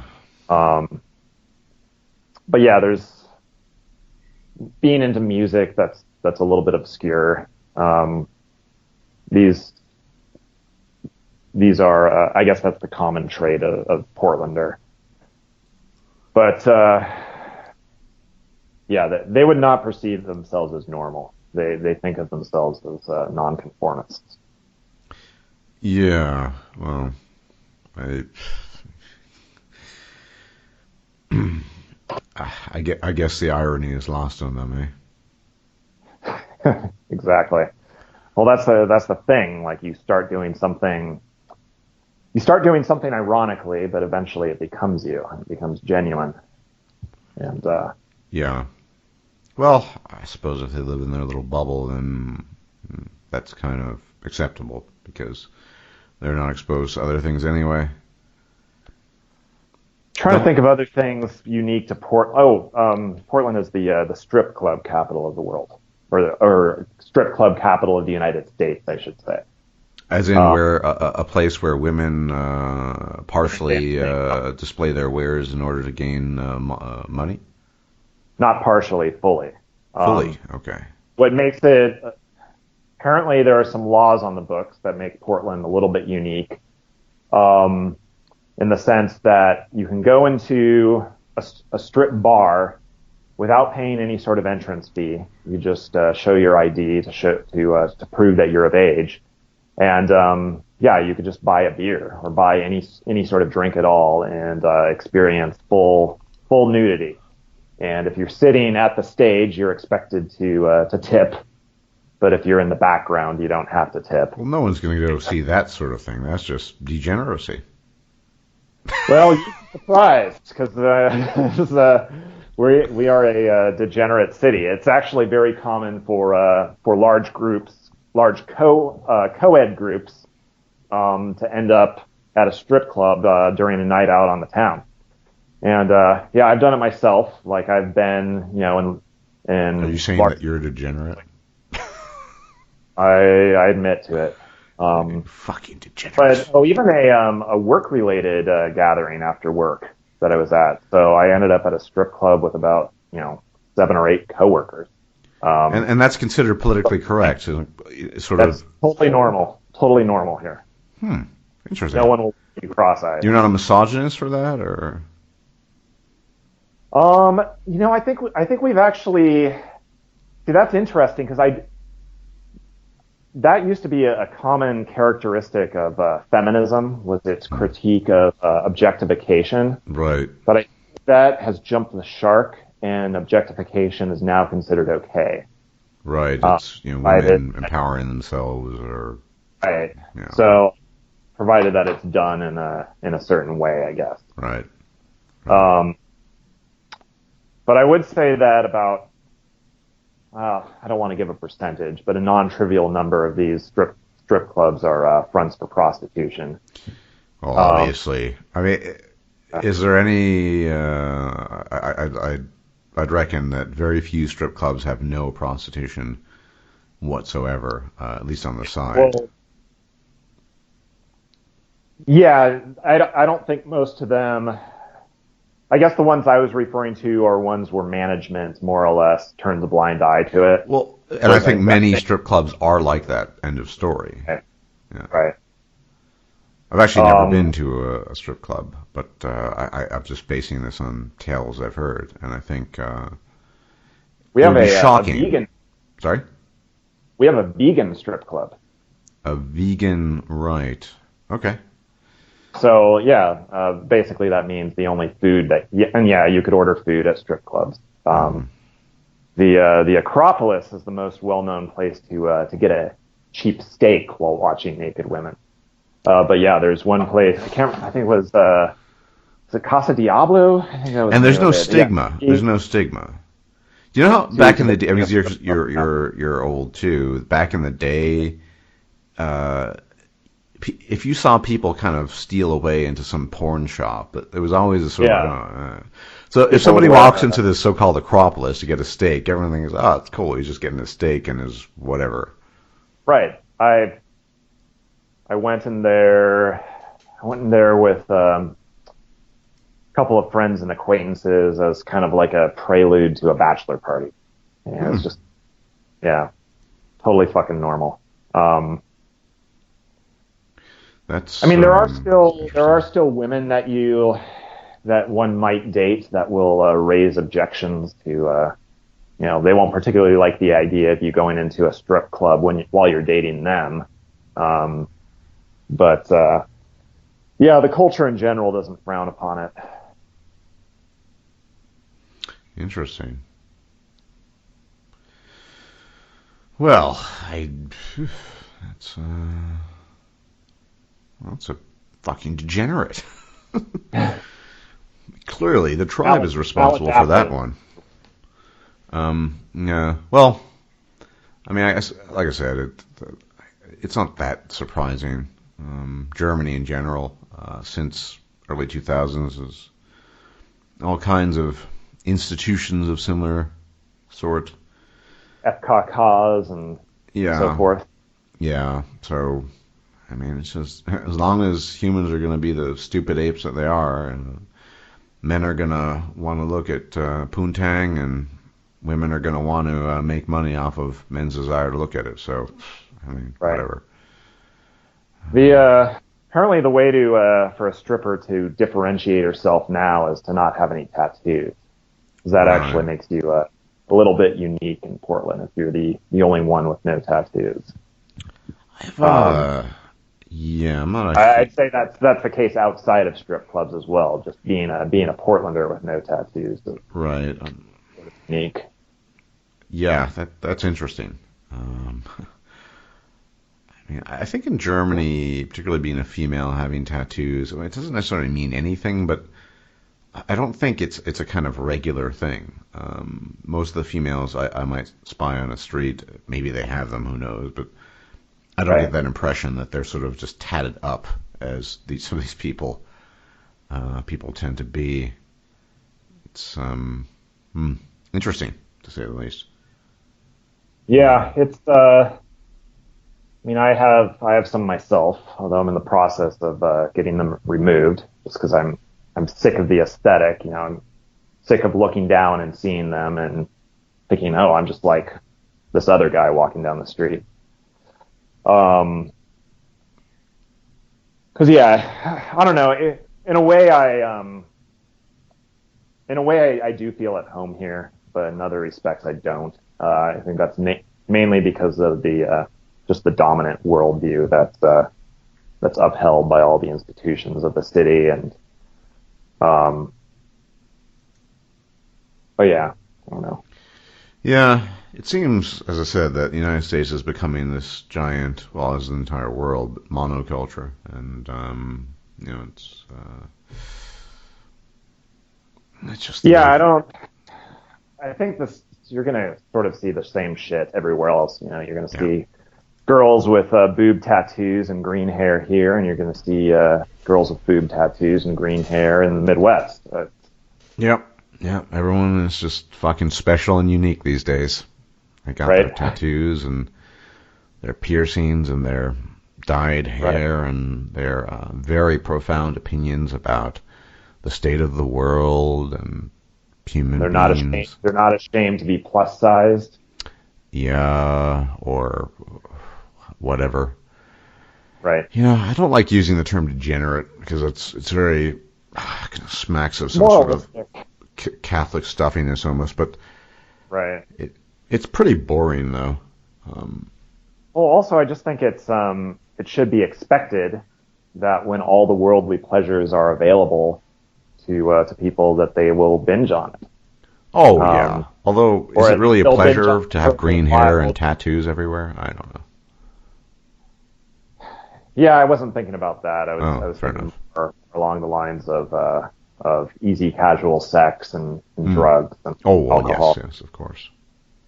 music, and so forth. So I mean, I would sort of expect people to go off the rails at least for a little while before they realize that that path doesn't necessarily lead to any long-term peace of mind or satisfaction.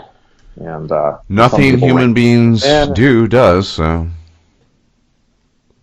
well, satisfaction maybe not, but I think it is possible to achieve sort of a state of mental equilibrium where you're not, maybe if you or at the very meditate least, and miserable all the time. Or well, yeah, yeah. I mean, we've talked about this many times privately, or at least tangentially.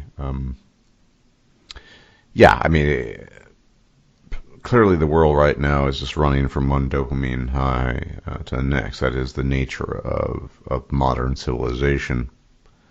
right. Um, yeah. Did we want to discuss anything else unique to the region? Well, I think we've Although I guess covered most of it. I should mention, based on my own experience, if you're interested in seeing residential killer whales, no, well, they're also in British Columbia, but northwest of Washington, not too far from Seattle, there's an option for whale watching there, if I recall. Probably still is there, available. And you will be able to see, if you're lucky, or not even so lucky, I think they're residential, which is a classification of a type of killer whale or orca that tends to feed on local fish and doesn't leave the area. They are there, possibly with other cetaceans. But yeah, that's I know I'm going to check it out. well, yeah. And I'm not. I'm saying that seriously. Actually, Oh yeah, I do. I love whales. Well, orcas in particular, but whales in general are probably my favorite animals. Fascinating mammals, undergone many similar evolutionary developments to primates, despite being in the water, just because of their nature of being very social mammals, and well, some of them, I should say, because not all whales, like the right whale, isn't a particularly. But I mean, for example, I mean, I don't want to get bogged down in this, but maybe I'll make a video about spindle neurons, which are a class of neurons that have a particular shape, spindle shaped. You don't really find them in many animals or species. You find them really only in a few species. African Asian elephants, other great apes apart from us, bottlenose dolphins, killer whales, fin whales, I think humpback whales. Well, anyway, so they're interesting, and so whales, you definitely want to check whales out. Even And where would we find these guys off the coast of the Olympic Peninsula or near Vancouver Island? yeah, probably that's where you would find the residential. There might be non-residential as well, but less likely. There's not a lot of crossover. I mean, residential orcas tend to avoid the other types, basically. So within orca, we're going back on this. Within orca societies, there are various subspecies. They're actually listed as sort of a type A, B, C, and D, and they have kind of different patterns, and they're genetically distinct from each other, and they engage in different dietary practices. So the resident or the residential ones, they eat mostly fish and sometimes squid, and they have some of the biggest pods, and they don't really leave. You got offshore ones, which are opportunists, and then transient, who just pretty much only feed on marine mammals. And so, of course, the area where you described near Olympia, yeah, there are going to be some marine mammals up there, seals, indubitably. So you might find these so-called transient killer whales or orcas going after them, but they're kind of they're as related to each other as well as the different human population. I mean, as in many ways as different as a European is from an African, and I think this is this is just population genetics, basically. We could call it OBD. OBD. Yeah, I was going to say, I was thinking of making a video about OBD or Orca biodiversity, but there is actually quite a bit, and it's pretty interesting to observe how they go about things, and within orca societies, there are very different techniques that they engage in to hunt. Techniques that require training and actually teaching skills. So we know in the case of basically offshore orcas that live off the coast of Argentina, they engage in this intentional beaching, which they do to sort of snatch up sea lions, mostly sea lion pups, and they're quite interesting. But so anyway, that's massive tangent there. But if you want to see at least resident or residential orcas, that is an area, as well as British Columbia. And then even further north to find the more transient types, you probably want to go to Alaska. But I think the British Columbia and Washington populations are the most, not just the most studied orcas, but the most studied marine mammals in the entire world, if I recall, because they're always there and they're easy pickings for scientists to check out things like echolocation and communication and mating patterns. If you're a marine biologist, you could live around Seattle or Vancouver and just. It is. If you're a marine biologist who studies marine mammals and dolphin species, and orca is the largest dolphin species, is particular that's pretty much where you want to live. Although, of course, it's limited because you're going to just be studying the patterns of a resident type orca as opposed to a transient, or an offshore or what have you. But just by virtue of the fact that they're right there next to you, it's easy. It's easy. Yeah. They're easy to find there. And of course, and this is something people don't know, obviously, but if you're a resident orca, you're not going to be attacking baleen whales, for example. You really have that very restricted diet. I mean, I'm sure they could. I don't think they're that genetically distinct. It's just not. I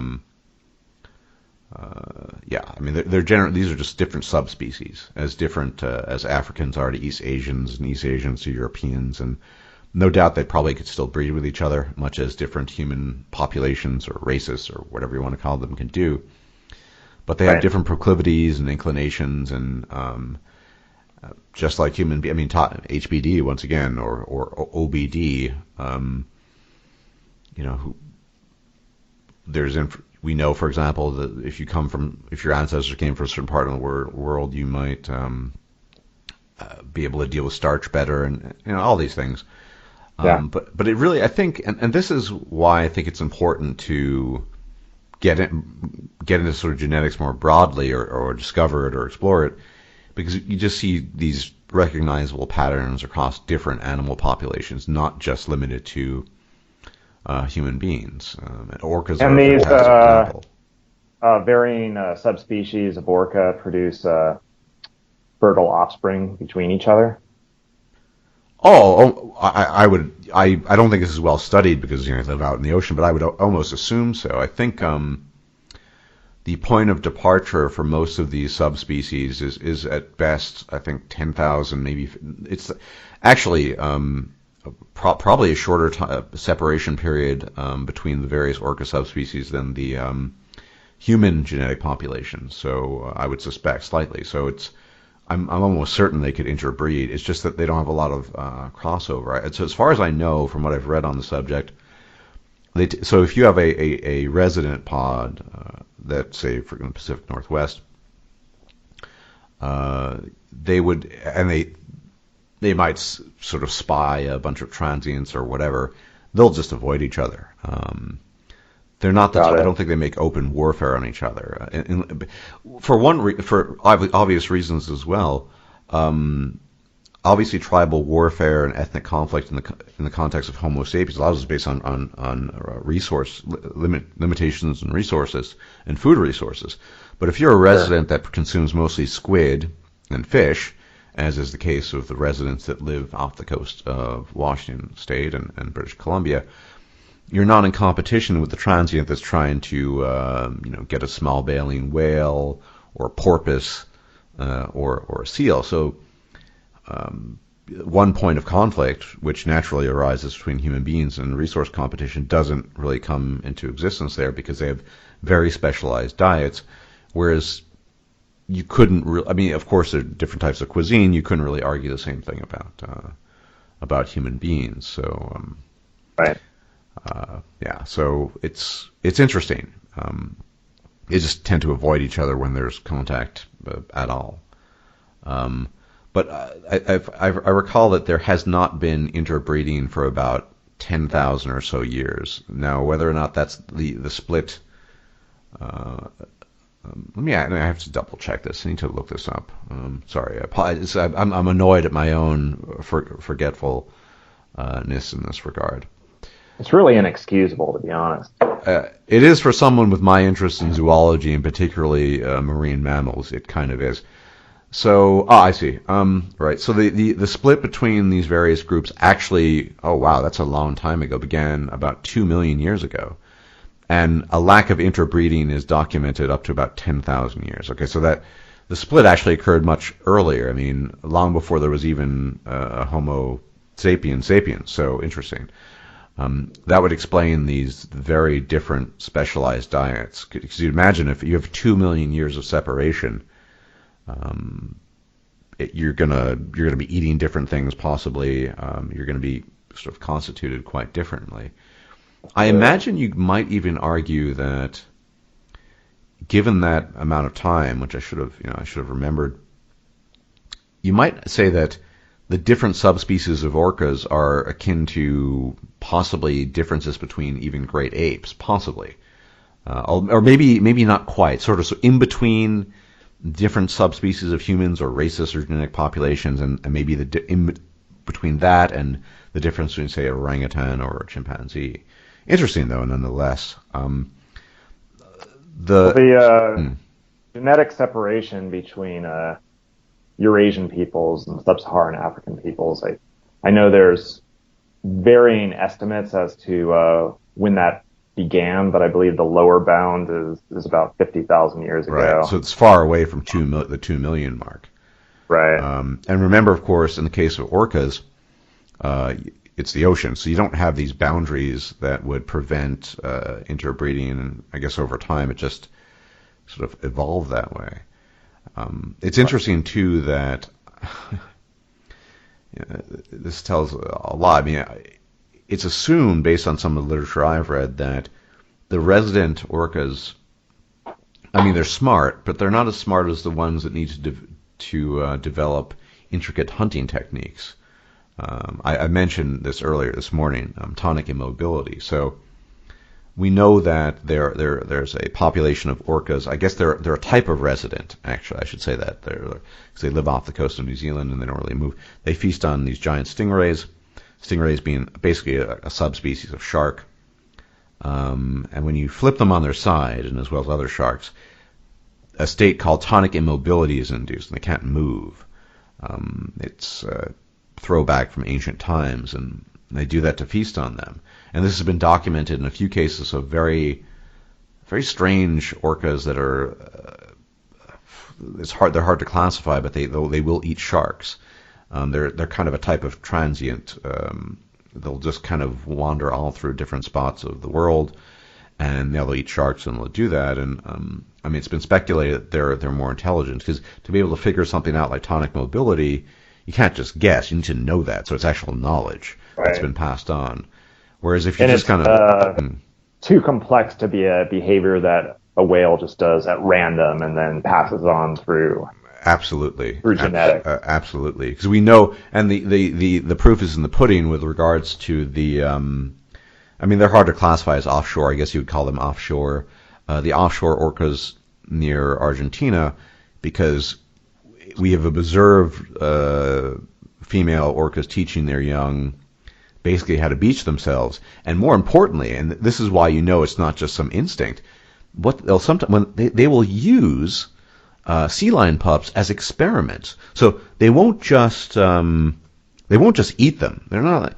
They'll toss them about, and then they'll bring them back or let them escape. And the adults, particularly the females, because they're the ones that pass on the knowledge, which is interesting because it kind of contrasts. In the case of orcas, it's the females that pass on knowledge, and in the case of humans, it's mostly males. But yeah, they'll do that. They'll show them their young, this is how you do it, and blah blah blah. And effectively, we're guessing that's what they do, and then they'll just let them go. Other times, when they're hungry, they'll eat them, and there's obviously some level of differentiation there, and so we have to assume that something's going on there. So, what a bunch of jerks. Well, the orca is, in its totality, even though there are various subspecies, the apex predator of the ocean. This was documented. We know, for example, that orcas consume at least parts of the liver of the great white shark. This has been documented as well. In fact, this is one of the incidences where we know an orca induced a state of tonic immobility into the great white shark, and then just basically ripped the liver out and just kind of went on its merry way. So yeah, the orca is the apex predator of the ocean. There are no rivals apart from humans, and it can pretty much do what it wants with its prey items. But really fascinating. I think also from a neurological perspective, the presence of these spindle neurons, and they're found everywhere in every ocean, and I mean off the coast of India even. I mean they're just everywhere. So they're kind of like ocean-bound humans, sort of, because humans are found actually more so because they're found in Antarctica or the coastline, the waters of Antarctica, and we're not really there. So they're, I mean, there's a great conversation that could potentially be had if we could sort of just decipher what they think and say. And more importantly, I'm totally on a tangent now, and you'll forgive me when my passion is... Yeah, we need to drive this back. Yeah, but I need to just finish on this. That I mean, they actually made a film, an Argentinian film of this. I think it's like El Hombre, the guy who dances with orcas, and there's a guy, a park ranger off the coast of Patagonia, who developed a real relationship with these orcas, where they would know him, they'd come up and greet him, they'd let him stroke them, and he'd play the harmonica, which would induce certain types of behavior. And they're clearly very, very intelligent and very socially adaptive, and I find them just fascinating. But this is I used to want to be a zoologist, and did I ever want to be a cetologist? Not necessarily, but I think if I could be young again, well, there's so many things. If I could be young again, what would I study? But it's definitely a fascinating area of study, and not controversial. It's not controversial to classify orcas into subspecies and different types that have different markings and sizes and morphology. I mean, of the A, B, C, D, those are the basic types. They have different morphological markers, dorsal fin shape, coloration, all of these things. And I mean, this is pretty obvious. It's at least implied that it would be obvious that you probably would find different average brain sizes, I suspect. So, for example, if you find an orca that engages in a very complex hunting behavior, has this culture, I would reckon, and it's part of say, subspecies C. We know, for example, type C killer whales, which tend to congregate quite a bit in the Antarctic, that push the seals off these ice floats through a very complex synchronized swimming, effectively. I would say that they probably have greater brain mass. I would actually assume that they have greater brain mass than the resident whales that just eat lots of fish and squid because they're always there. In the same sense that if you look at differentiated populations of human beings in the aggregate, you'll see that from African to European to Asian, East Asian, Africans tend to have the least brain mass, Europeans being in between, and then Northeast Asians having the highest, based on what I've seen.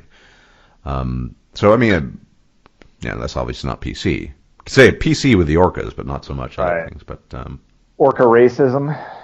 Yeah, well, there's no such thing as orca racism. People don't feel they might find it fascinating. Like I find all kind of BD fascinating, be it OBD or HBD. But it's quite interesting. But other animal. But I mean, but this could also be, think about this. This could also be a way to get into being descriptive and scientific and not ideological about HBD, because maybe scientists could study, do autopsies perhaps, of the brain mass and neuronal connections of the different orca subspecies, and it would be completely non-controversial to say, well, residents have fewer connections here and blah blah blah, but non-resident. Right, but tying it into any discussion of humanity, I think what would remain a taboo.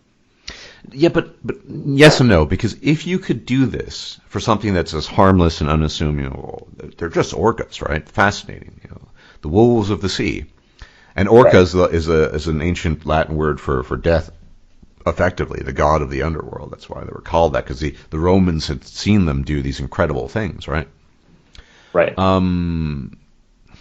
I mean, I think it could pave the way for an openness to questions of HBD that isn't tainted and polarized by certain ideological drives and desires, because then you have these differentiated subspecies of orcas that have clearly different hunting patterns, different morphologies, and then I'm assuming now, once the science is done, hopefully it will be done one day, slightly different brain structures, different brain mass, etc. I mean, we could easily say, well, why wouldn't it be the case for other people? I mean, I think those of us who try to invest or have an interest in BD more generally, but specifically HBD, I think the best way forward is to amass just as much evidence as possible, to the point where it becomes absolutely insane for someone denying the evidence to say, well, it's just a bunch of nonsense, So anyway, this is right, and you can do this using other animals. The FST distance fixation index, which is an index of how closely populations are related to each other in terms of genetic genetic closeness. I mean, it applies to different species in addition to human beings, so it's a way of doing it. You could probably do it with domesticated animals. You could do it with cattle. Well, we have. Look. It's no. I mean, we know, for example, that different different breeds of dogs require longer periods of time to learn certain tricks. I mean, generally speaking, to best of my knowledge, the Border Collie is hailed as sort of the most sort of run-of-the-mill, the most intelligent breed. It only needs a couple of lessons to do X task, but you get something like a Basset Hound or a Bloodhound, for whatever reason, be it willfulness or just lack of smarts, they require a lot more training. And so it could be a combination of behavioral traits that are not necessarily, that might be even tied to personality traits in addition to raw intellect, in as much as we can talk about intellect with respect to dogs. But I think there are a lot of ways we can approach this that will, in time, I think, diffuse the damage that had been wrought during the 20th century in the wake of a lot of the not so pleasant things that happened during the 20th century that just scared people to the point where they were just willing to outright fabricate things and just lie. And so we're stuck in this purgatory at the moment, I think, where the only people that have a stranglehold on HBD, well, not the only people, but as far as the public knowledge is concerned, it's really concentrated in a certain corner of the internet, I would say. And then you have the actual geneticists and biologists investigating it who are really hush-hush about discussing with the public, because the public ain't no shit anyway, I guess is their attitude. Right. And they don't want to get in trouble with the public because, one, the public ain't no shit, and two, the public would try to censor them or chastise them or whatever. I'm just looking for avenues out of the yeah, I mean, I think a scientist is going to be much more effective if they do whatever they can to avoid political discourse. And I think one of the problems with researchers such as Rushton and Richard Lynn and so forth is they did have a side to them that was a little bit activisty, that was actually trying to actually draw attention to political or policy implications of their research. Yeah, and that was probably a mistake. I mean, yes and no.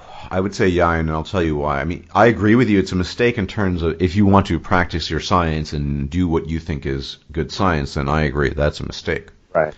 But I think we need to be open, if we're open-minded people, to the possibility that there are policy implications. I'm not saying specifically which ones, because we're really painting a rather large picture with broad brushes here, but policy implications to HBD, even if those policy implications might just be simple application of sort of a simple hands-off policy in some regards, of not implementing things that had hitherto been run-of-the-mill accepted practice in every Western developed society. Sure. I don't, but this is speculative, and this is the problem. I think we need an open discussion of HBD in order to determine whether or not there can be policy implications, whether there should be a retraction of certain ones, whether there should be an introduction of certain ones, etc. But you can't have that conversation if you deny its existence to begin with. So maybe we need to start with OBD or DBD, dog biodiversity, to push the conversation forward. I don't know. Possible. It's possible. I've been pretty cynical regarding the possibility of any sort of non-emotionally charged discourse as of late. That's why I'm sort of in a misanthropic phase of my life. I'm always maybe misanthropic might not be the right word, but at the very least, antisocial. I actually have a certain amount of regret over the fact that I've lived up here in the Northwest as long as I have, and I haven't seen the whales that you were talking about. And it's sort of my objective in the course of the next 10 years to, not go to Europe anymore. I'm basically done with Europe, and to more thoroughly explore this region. Because there's so much to see here, and one of the things that Europe's dead. Europe is dead, but the Pacific Northwest, specifically, if you're looking for things that were either not created by men or not currently occupied by men, the the Pacific Northwest is a great place for that. It's a great place to wander off into the wilderness and sort of be misanthropic and to experience solitude.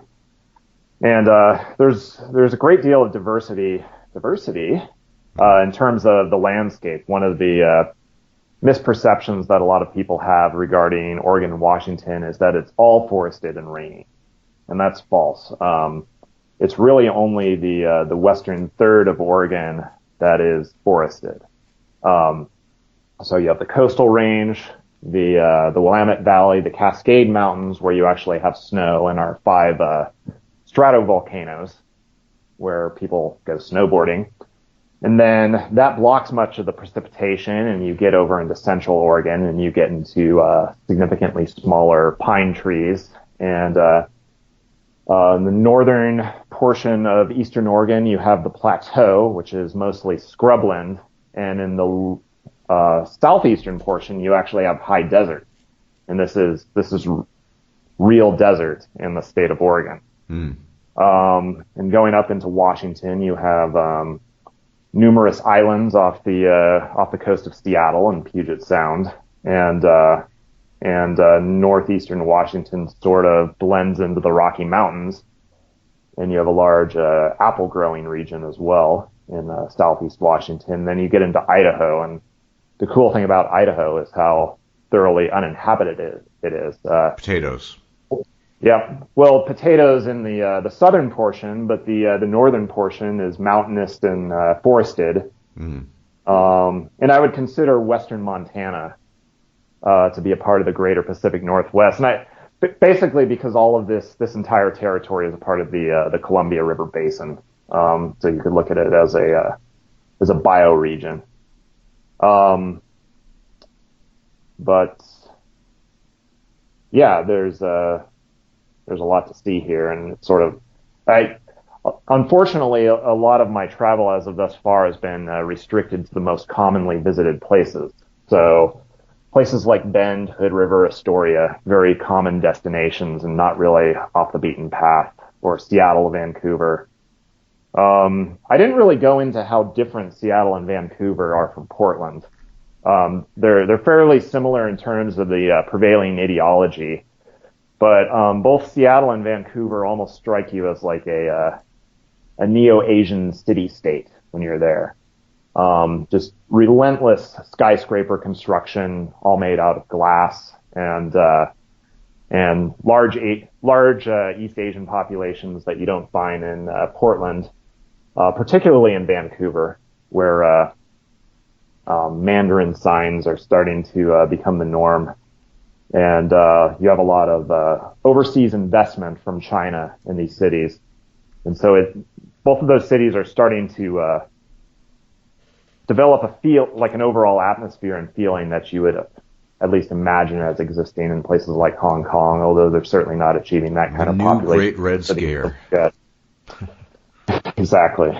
With the Yellow Scare. Yeah, the Yellow Scare with red stripes. Right. But yeah, you get you move away from those populated areas, and you're in Redneckville pretty quickly. So,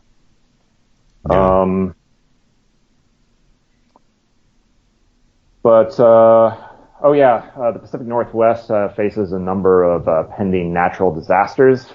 Nice. Approximately every 260 years or so, there's a 9.0 earthquake off the coast, which causes a tsunami, which, we're due for one. It's been 300 years since the last one.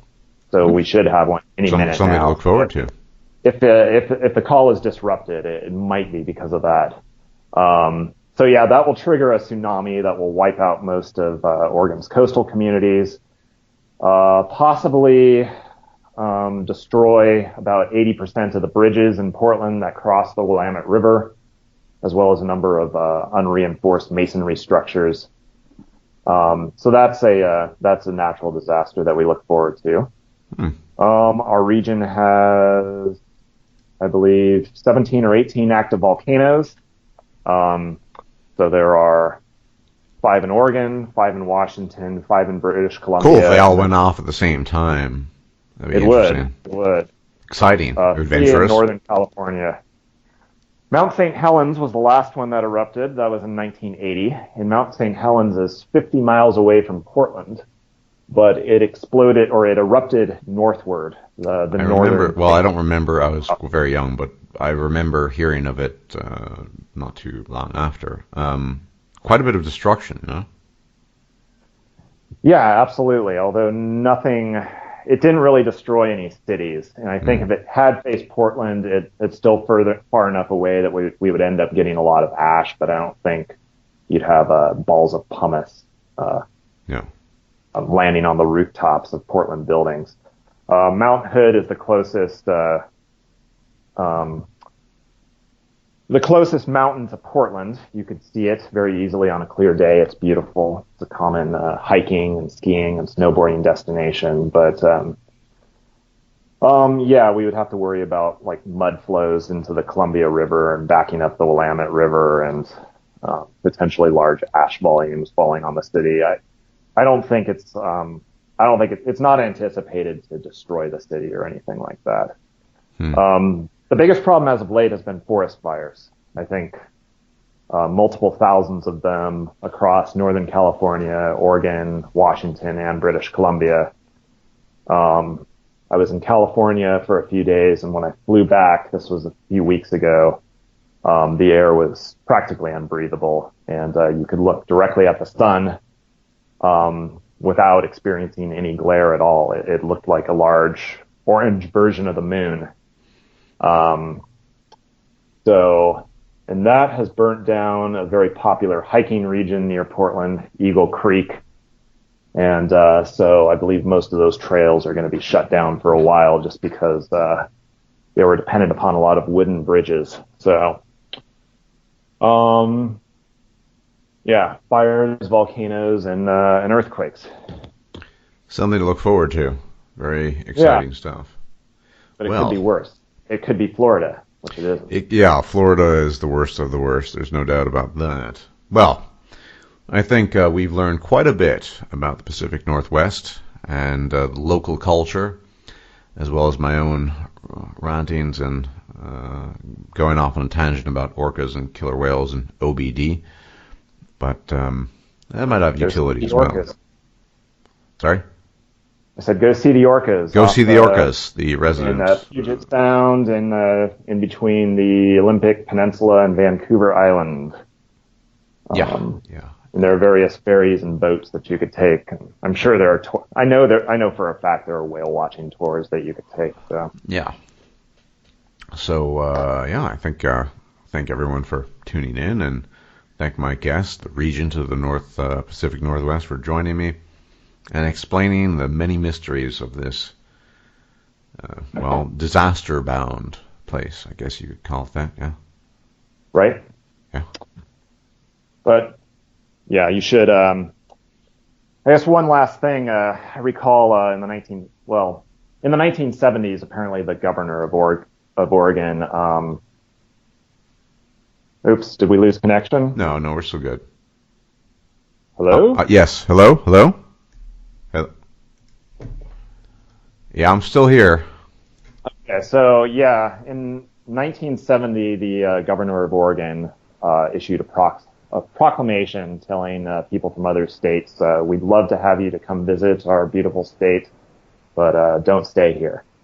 And nobody followed his instructions, and we've become a lot more populated, which has resulted in higher prices and higher rents and so forth. So I was about to tell people to come visit, but I don't know. I guess I'd be a hypocrite if I told you not to stay, because I ended up staying here. Fair enough. Well, if it weren't so far away from things that matter to me, then I consider living there too. But it's pretty far away. Well, I think we've covered a lot of ground, and I want to once again thank my guest for joining me. And thank the audience for tuning in, and I guess I will be checking out the next time, if I'm still alive, for further content. And until then, may whatever gods you worship watch over you, including the ones that you don't worship. Bye-bye. If you liked this video, please like, share, and subscribe. And if you enjoy my content, please consider making a donation or becoming a patron. Thanks for watching.